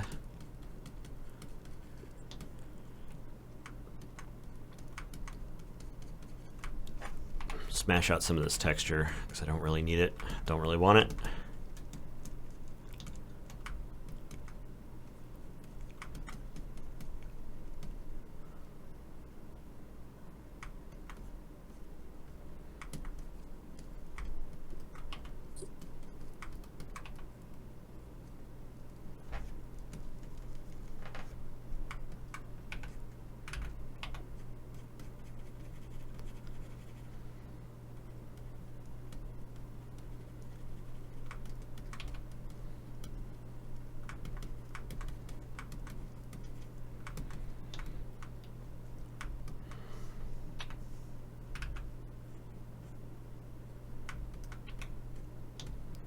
Carve that shape in there. Boop, boop, boop.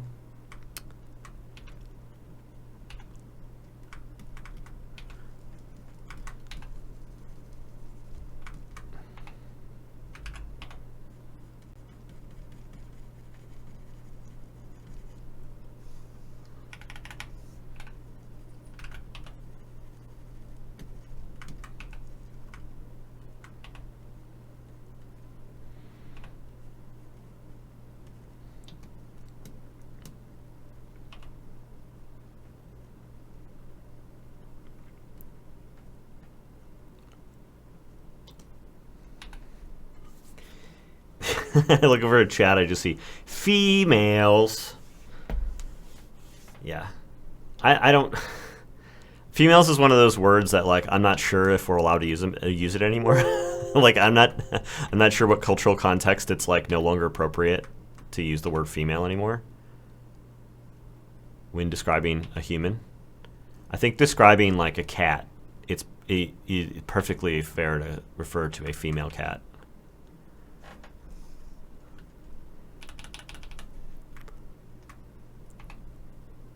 Or a female spider.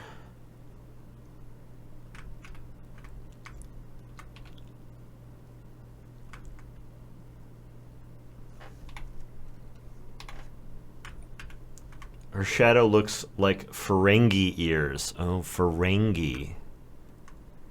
I get it now. I see where the reference is coming from. All that old Deep Space Nine lore. Glad to hear that my chat is just as old as me.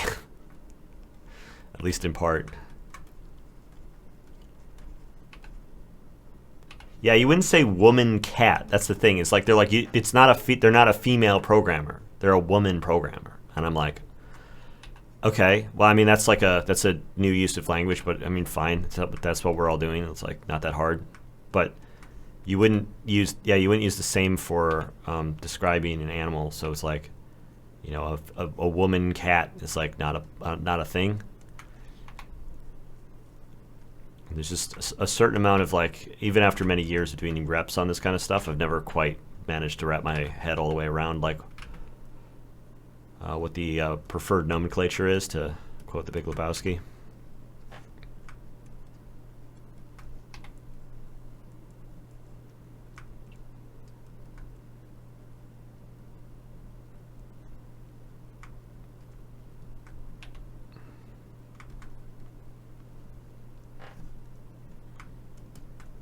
Speaking of ears, I didn't put a lot of definition on the values in the ears, and then they didn't pick up any of the kind of variation from the colorization process, so I'm going to have to define them kind of manually.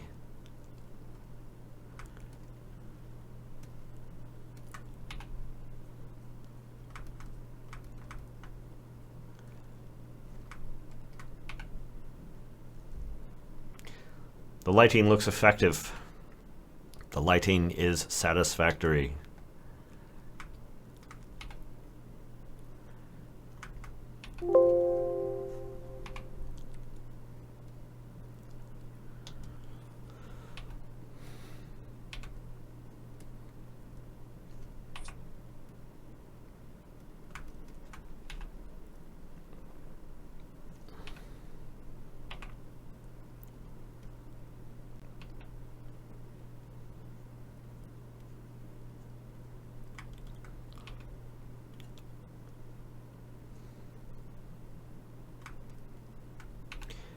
Favorite chili spices mix go?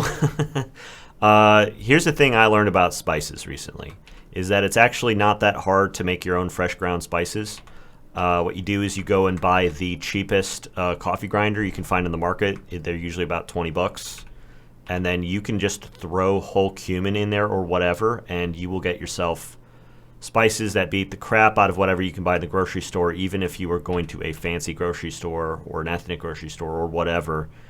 You can get just the most banging spices in the world by just buying the whole ones off of Amazon or at like a local ethnic market, and then just throwing them in the coffee grinder. It's awesome. The smell is amazing. It only takes a moment. At first, I thought you said throw a whole human in there. Oh yeah, not yeah. Cumin. Yeah, but I ended up buying a bunch of like whole spices because they actually keep way better than ground spices. So I bought a bunch of whole spices and I jarred them up, and they're nice and decorative inside the kitchen. And then I can also grab a big handful of them and throw them in the coffee grinder whenever I want fresh ground spices. It's one of those like middle-aged pleasures.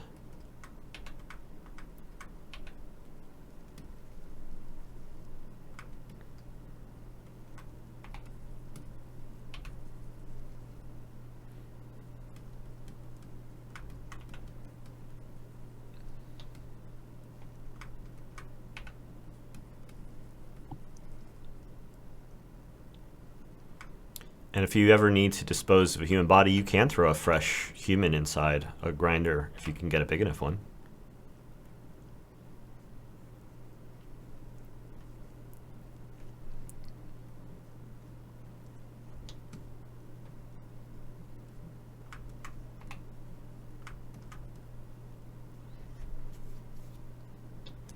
I'm going to do the details on the earrings at the very end, I think.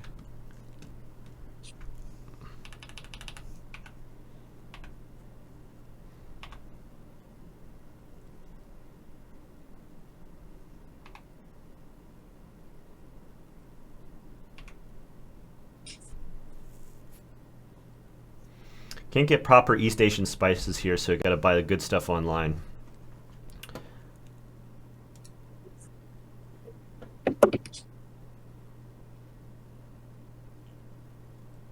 I think it was was it I had to permit the term lamau.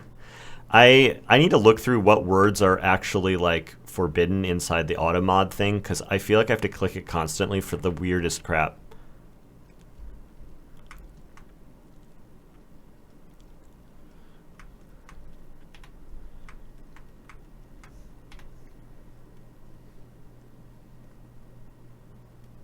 Like I kind of want to just have it auto like kick people out if they say the N word.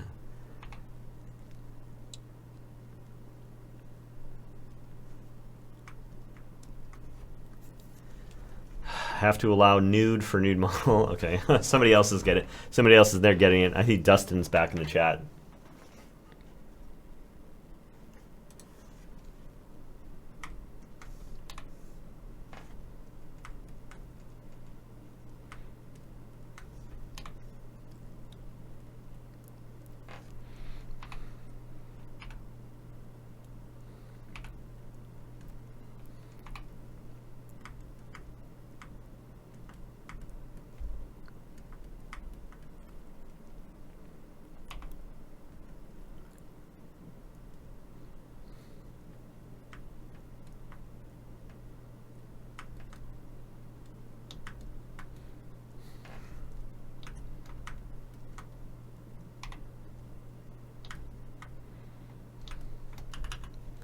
Just gonna use white for the earrings here.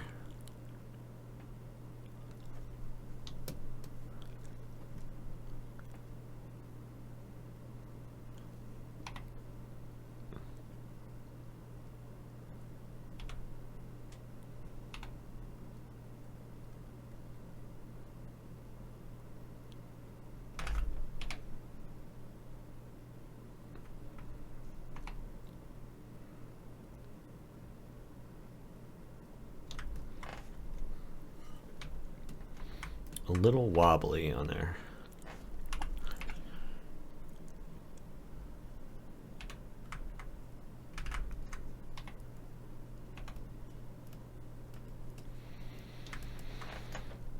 Not too bad. Let's see. It's a weird earring. It's like the loop sits flush against the earlobe.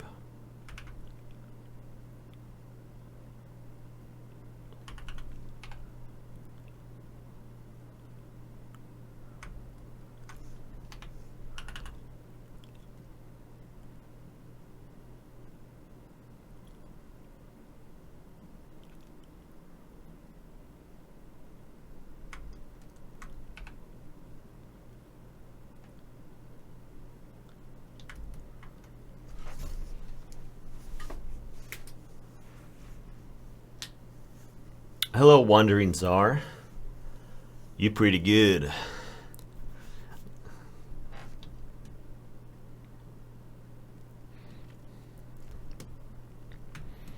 I better be. If I'm not good, I don't get to eat. When you're indie, you either make good choices or you are you go broke.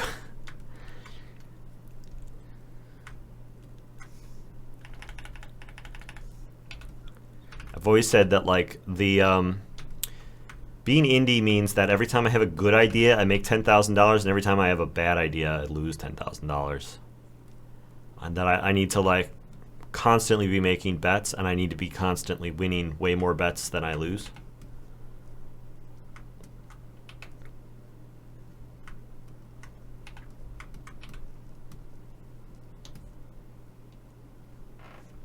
Oh, I've not done the hand yet, and I'm 15 minutes left on the timer here. It's not too bad though. I'm in pretty good shape. I'm pretty happy with like this sort of loose gestural hair for the time being.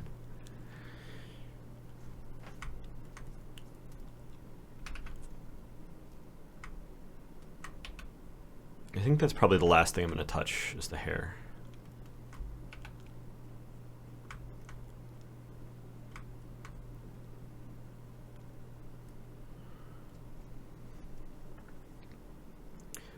We have a suggestion for the raid. What's a suggestion?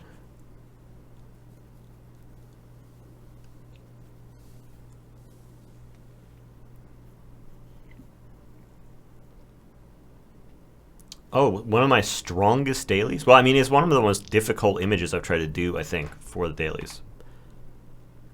I'm glad you like it. I am trying to be really serious about all this, you know?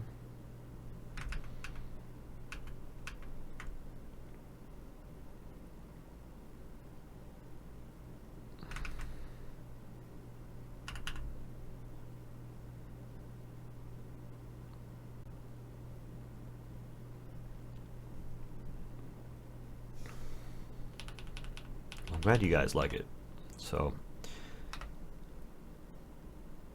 worst case scenario, it is a fan favorite.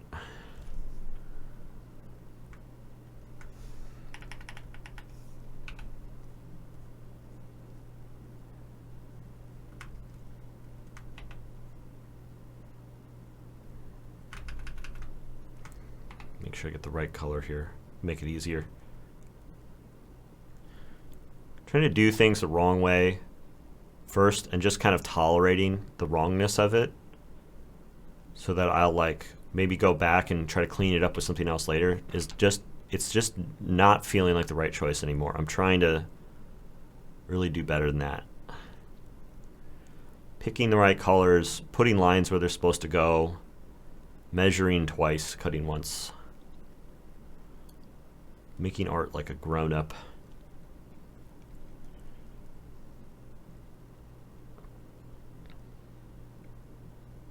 I mean, or a talented college student, one of the two.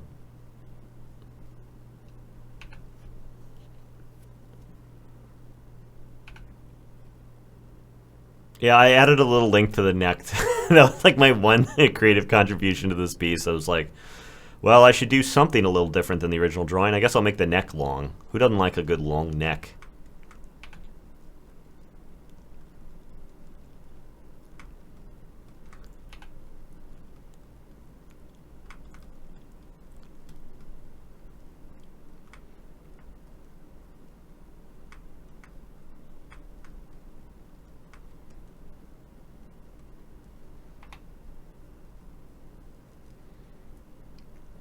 Yeah, moving back to like my older style of adding color has, I think, resulted in me feeling a lot better with the color treatments overall. Like just getting the color in earlier so that I've got more time to kind of push it around and find a home for it has been a really good feeling.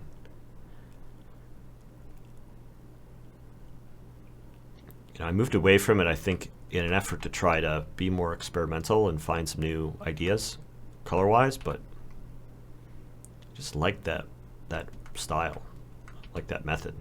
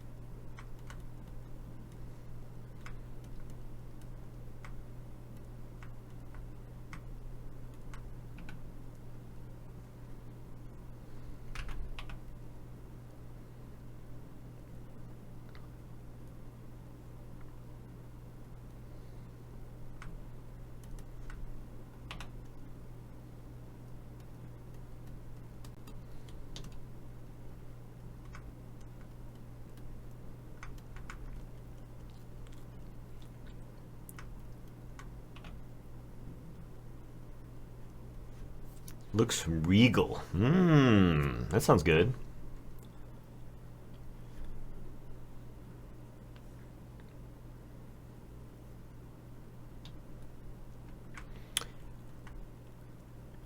Hey Dustin, I made a note yesterday that we should take out the automation that like we've got the automated messages cycling on here. There's one of them that's like talking about portfolio submissions, but like we're not really planning on doing portfolio submissions all the time, and we don't have any plans to do them in the near future, so we should probably take that message out of the rotation. I don't know where they live. I made a note to take care of it, so I could probably find it if I dig on it, but I just realized that you're kind of like there at the wheels of steel right now, so you might be able to handle it better than me. Nice, thank you. Just check that off my list when I get back to my list. Just realized I forgot to draw the shadows being cast by the eyelashes here.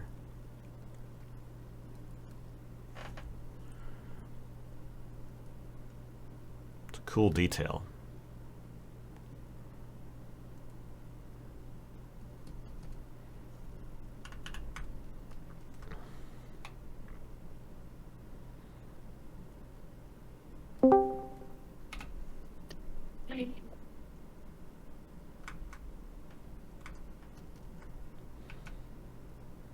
This is like the quietest voice chat we've had in the last few weeks, and there it's like full of people. Hello, Asian. I'm focusing. You're focusing. Do you feel focus?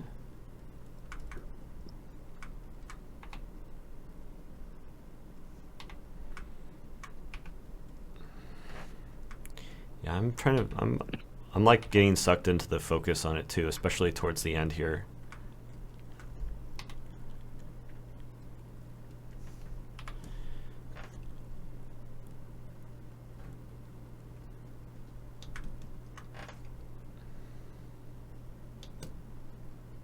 Let's see, in my version, her chin's sticking out a little bit more than I think in the reference.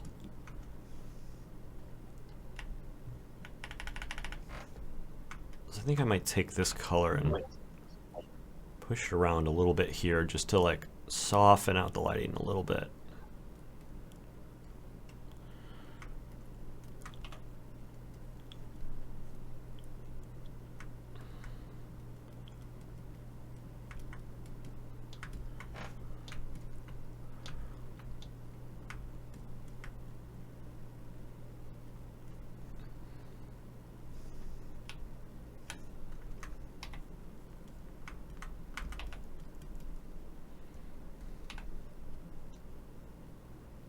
We're so enthralled by your lovely work, we can't look away. Well, that's good.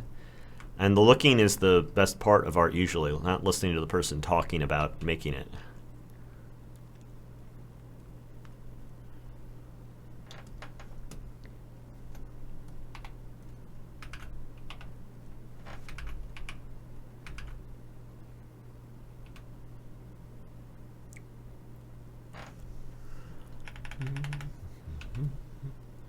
I have that song I play on like when the Coming Soon song, the Wii Shot music. It's stuck in my head right now.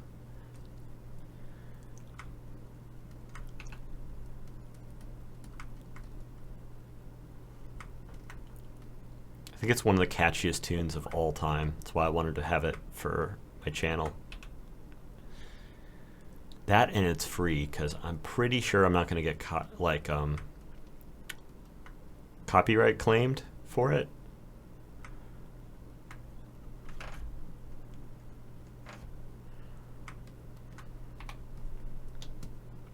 Let's see, 5 more minutes technically. Actually, I think I started about 5 minutes late, so I got about 10 minutes left, and I've accomplished most of my goals with this piece already. So now we're just in like gravy territory, where I can see if I can get it a little nicer in a few key areas.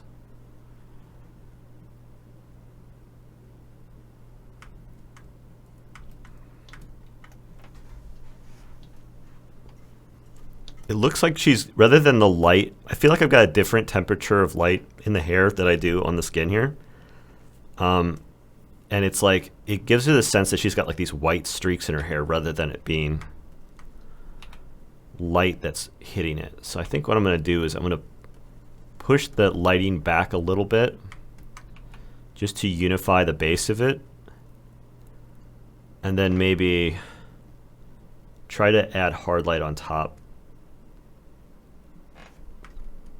to bring this yellow color back in, something that's nice and saturated.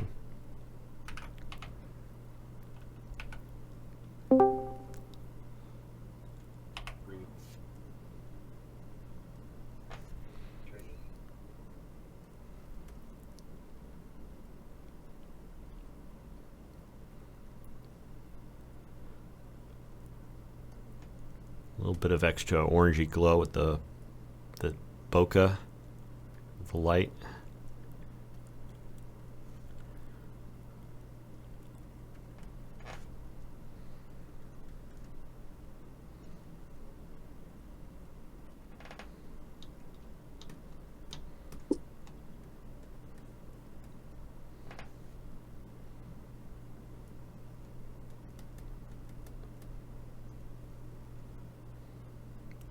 I love using hard light for these kind of glow effects. It gives this like saturated, natural feeling lit look to things. I just find it very hard to get with other tools.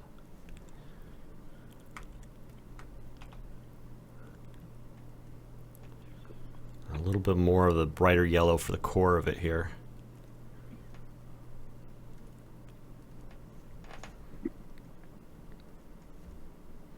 I'm going to keep it soft because I'm going to keep the hair, instead of trying to detail the hair with like precise flyaways, like I do when I'm doing an illustration, I want to try to keep the hair like fully softened as a stylistic choice.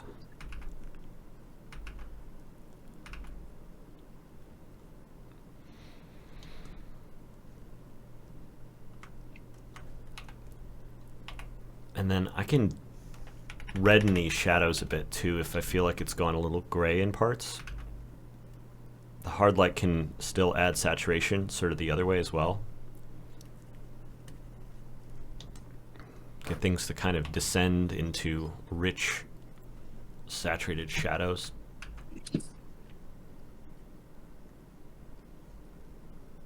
Yeah, she's got this very regal look, very intense.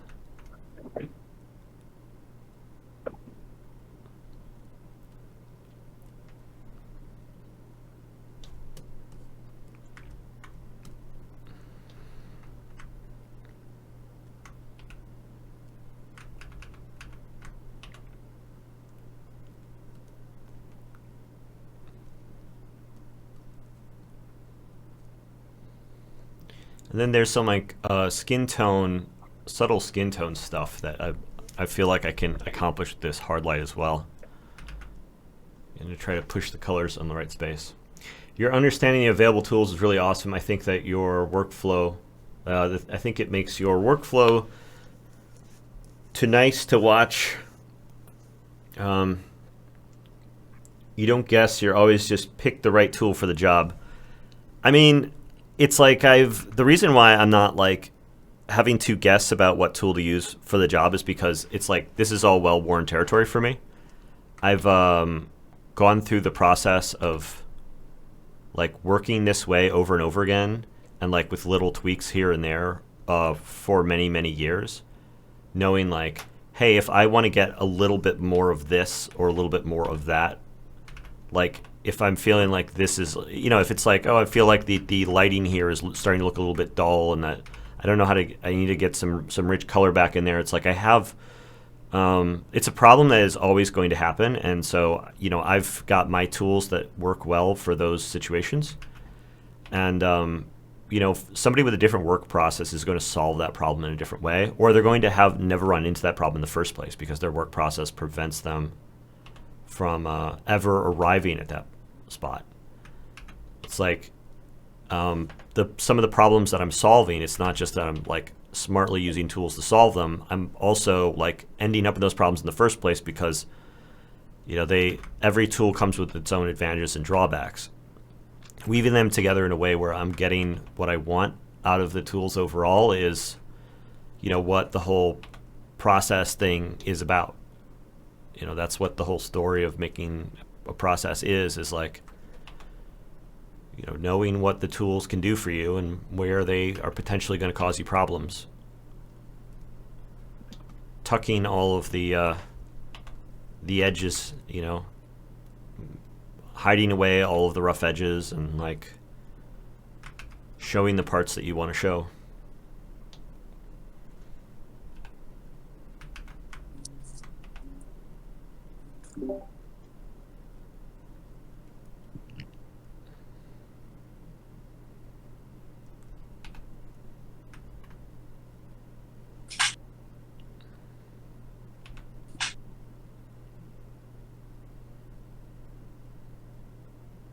I wonder what that question Jay had was.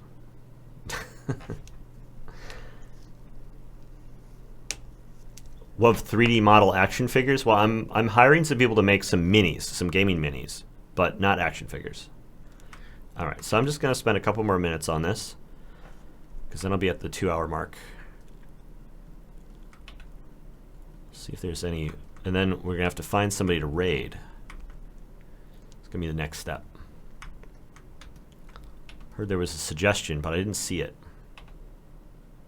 Oh, Fancy Sauce, you are Jay. Okay, okay. I keep forgetting. I'm used to you just being on the mic a lot.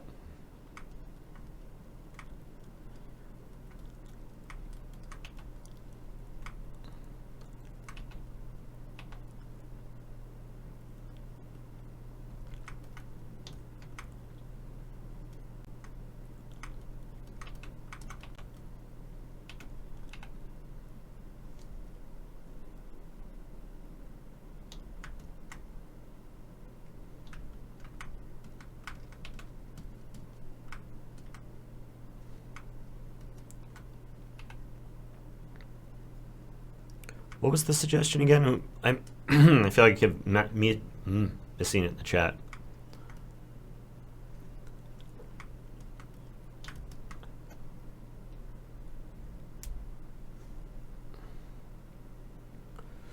But yeah, I think it got a lot of what I was looking for here.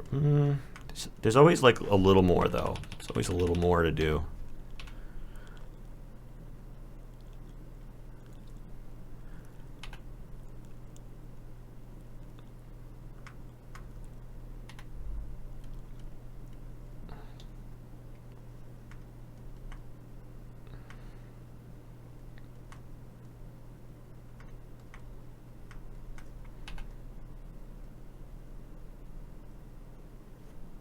Question: when you're creating your own new work, does it ever feel like you're chasing? It give you a chasing feeling, like chasing after something in your own work?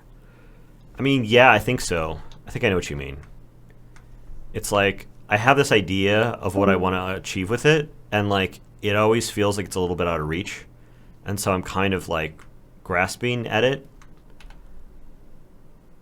Like there's this mixture of like not wanting to scare it away and like trying to like sort of let it just act on its own. You know, not like being too bossy with the artwork, and then also trying to like figure out how to chase towards like a particular idea. And that balance is often really hard to strike.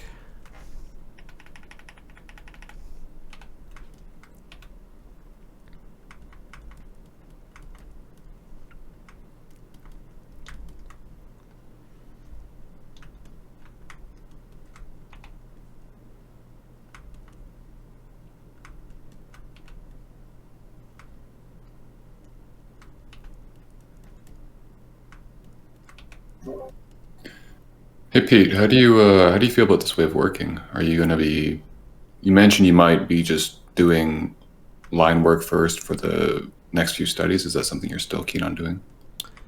Maybe. Yeah, I want to try it again on a like this time around. I wasn't so picky about making sure that everything was lining up exactly right. So like I really do feel like pretty satisfied that I've captured the essence of the image without being precise about the specific layout of it.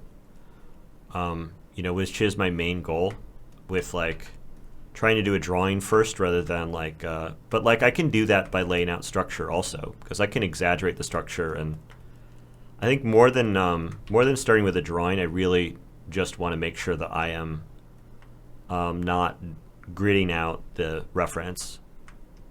And not like doing a thing where I flip back and forth and make sure that it's exactly the same, because I think that was a crutch early on. and I'm going to avoid that going forwards. I just realized I can stylize some of these edges still. I haven't stylized any of the edges.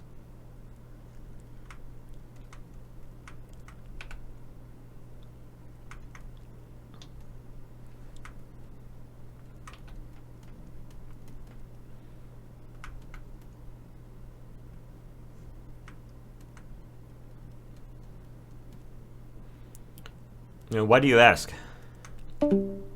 Just curious, or thinking about? I was just stuff? curious because that's like I remember one stream you were really focusing on the block-in and laying in big pieces of planar shapes. Yeah. And that's something I've always like my instinct is to go with a drawing, and that's kind of like how it helps me understand things, to see things in terms of lines versus planes. But I was wondering if that's like something that's good to practice, even if it's not part of your main process. I think knowing how to do it both ways is probably pretty good.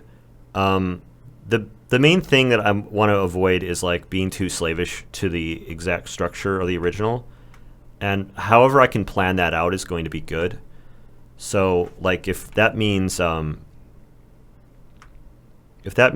creating a kind of geometric block in, that might have maybe done better for me in this situation than the drawing. Just because I don't think that the drawing like served me in any particular way. It wasn't really that effective as a tool. It's mostly just like I needed to get a structure laid down that wasn't like capturing the image well enough without like specifically reproducing the exact layout of the reference. Right.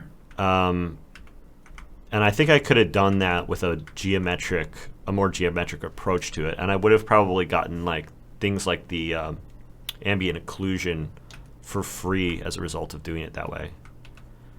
Gotcha. Because I would have gotten to all that stuff sooner.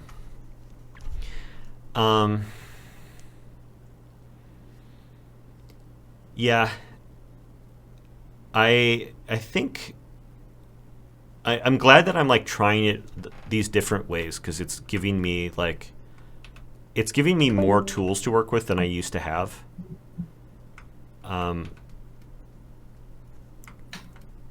Because I think depending on the image, like different approaches to the early block-in is probably going to be more effective.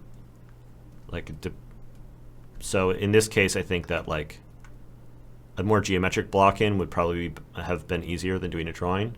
But like the reason I was doing the drawing on the one yesterday was because it was like I wanted to really just get away from that like thing where I was doing the kind of like loose silhouette and then kind of carving into it.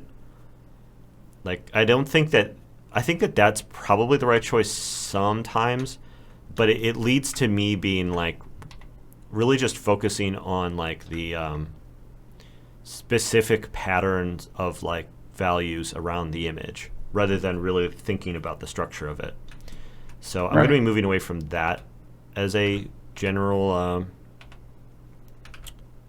practice.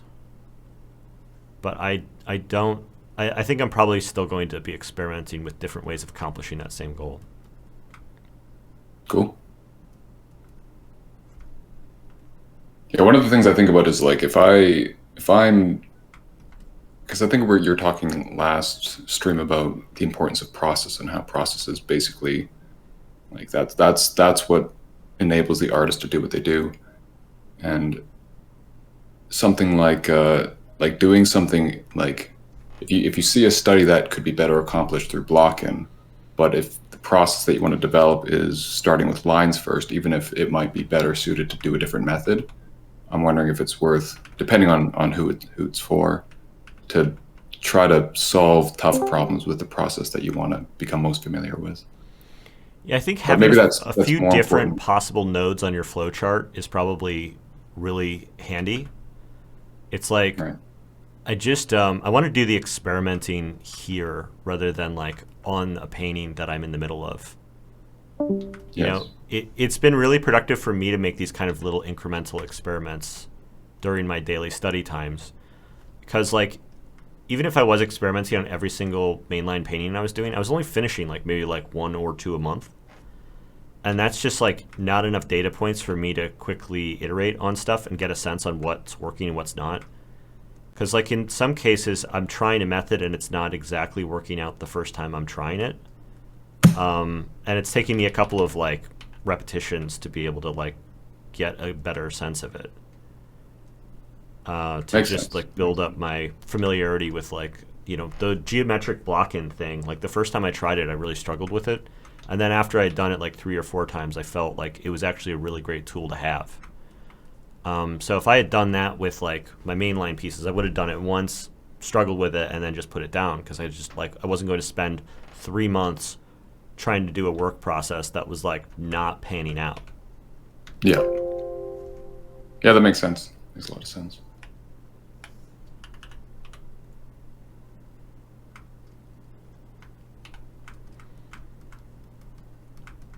All right, I'm going over time on this. I just again realized that I had the capacity to stylize the lighting a little bit, or stylize the edges a little bit, and then I don't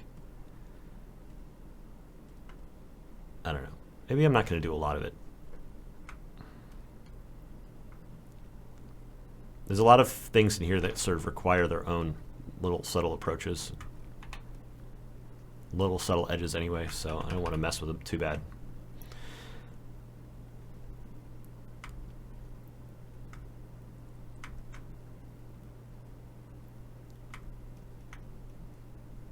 Okay. All right. Calling it. This is number, was it 58? 58. Man, speeding towards 100 really quickly.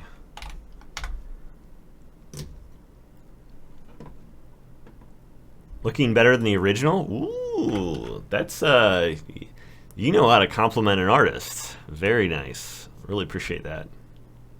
What are some of the thoughts on creativity and some things that you've noticed about your own creative voice over the course of developing your paintings? I feel like when you are developing a creative voice over the course of a decade, you forget where you started. There's like a lot about trying to, there's a lot about my creative voice that I had early on that I just I don't feel like I actually know how to access anymore. Like, you know, I only have the creative voice that I have now. And there's like some level of continuity that goes over time, but I've been riding this wave where my own creative voice feels like it's slowly, progressively changing over the course of my lifespan. So it's I haven't been sort of progressively clarifying my voice over the last 10 years of painting. I feel like I've been about as effective the whole time at it, and then I've been slowly, carefully, making sure that I'm still kind of on the same path. I'm still about as far away from a bullseye as I always was. It's just that the bullseye keeps shifting position. All right, let's see. I'm going to post these on Discord. Let's see. Every time I do it, though, it's oh, wait, that's the wrong one. There it is. I wonder if I need to be on the same page every single time I go to do this. All right. Sketchbook.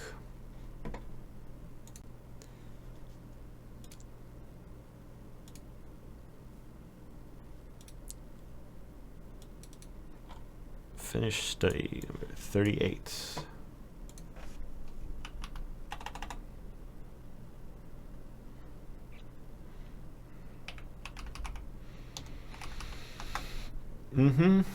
I feel like this one is very much my style. I feel like the part of the excitement I had for working on this one is this one felt more like my style than just about any of the other studies I'd done. I'd even gotten comments on the chat of people saying, "Oh, your style is really different in these studies." And this is one of the first times where I felt like my style was showing through in the study. And not just because it doesn't have a face, but just I feel like the painting style feels more mine than a lot of these other ones. And then I'm going to post on the dailies too.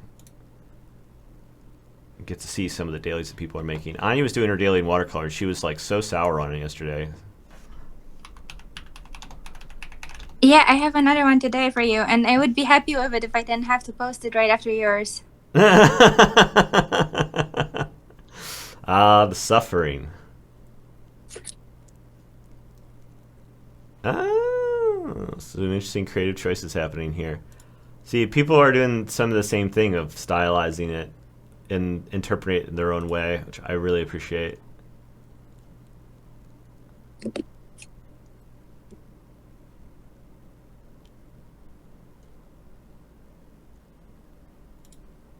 Water is hard, yeah. Didn't turn out great. Everyone who painted the beach scene got mad. Maybe Nova It didn't was such get a mad. good photo, though. I was proud of my picture. Yeah. No, beetle. Nice. I love these horned beetles. I think they're so cool. They're really strong, too. I've watched it, like, grab things way bigger than it and flip it up in the air. Jake is out here They're working on big. monster designs. Can you Looking mine? solid. I posted mine in dailies if you want to look at it also. Ooh. Jackalack is getting cosmic.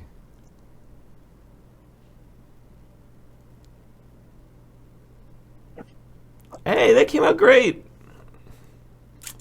Quit complaining. This looks not like the reference. Quit complaining. I feel like mine, the eyes are kind of like, one eye's like kind of drooping. But I mean, that's kind of true of the original also. I don't know. If this was something that I needed to present, like if this was something that needed to be like in, finished for like an actual painting for something, I would probably like spend more time fixing some of those little things. But you know what? It's a study. If it looks jacked up in whatever way, it's all fine.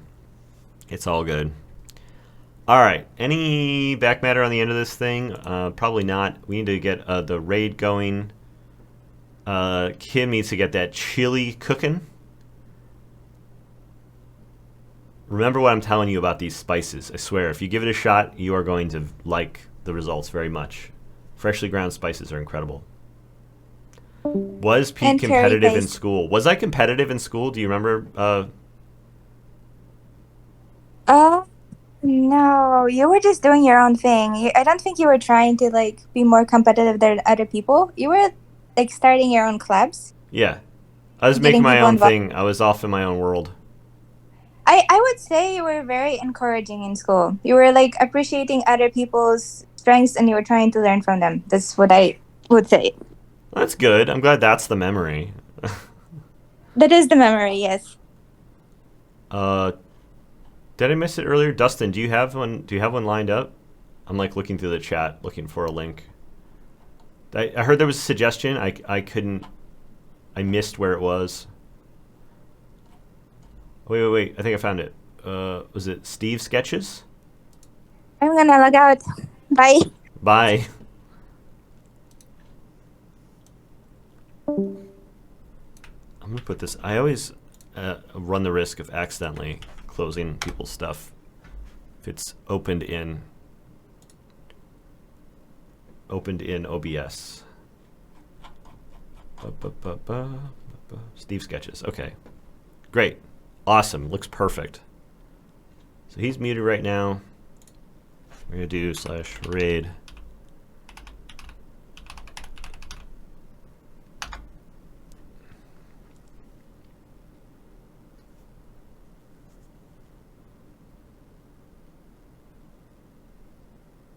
All right, guys. Thanks, everyone, for showing up. I'll be back tomorrow morning. We're going to be doing Community Day tomorrow, so we're going to be looking over the Frazetta Challenge. Those are due at the beginning of the stream. That's noon Eastern. I think that Sarah Frazetta is going to be joining us. Take a look at that. She is going to absolutely love that you guys are putting in all this work on it. And I'll see you on the other side. Goodbye.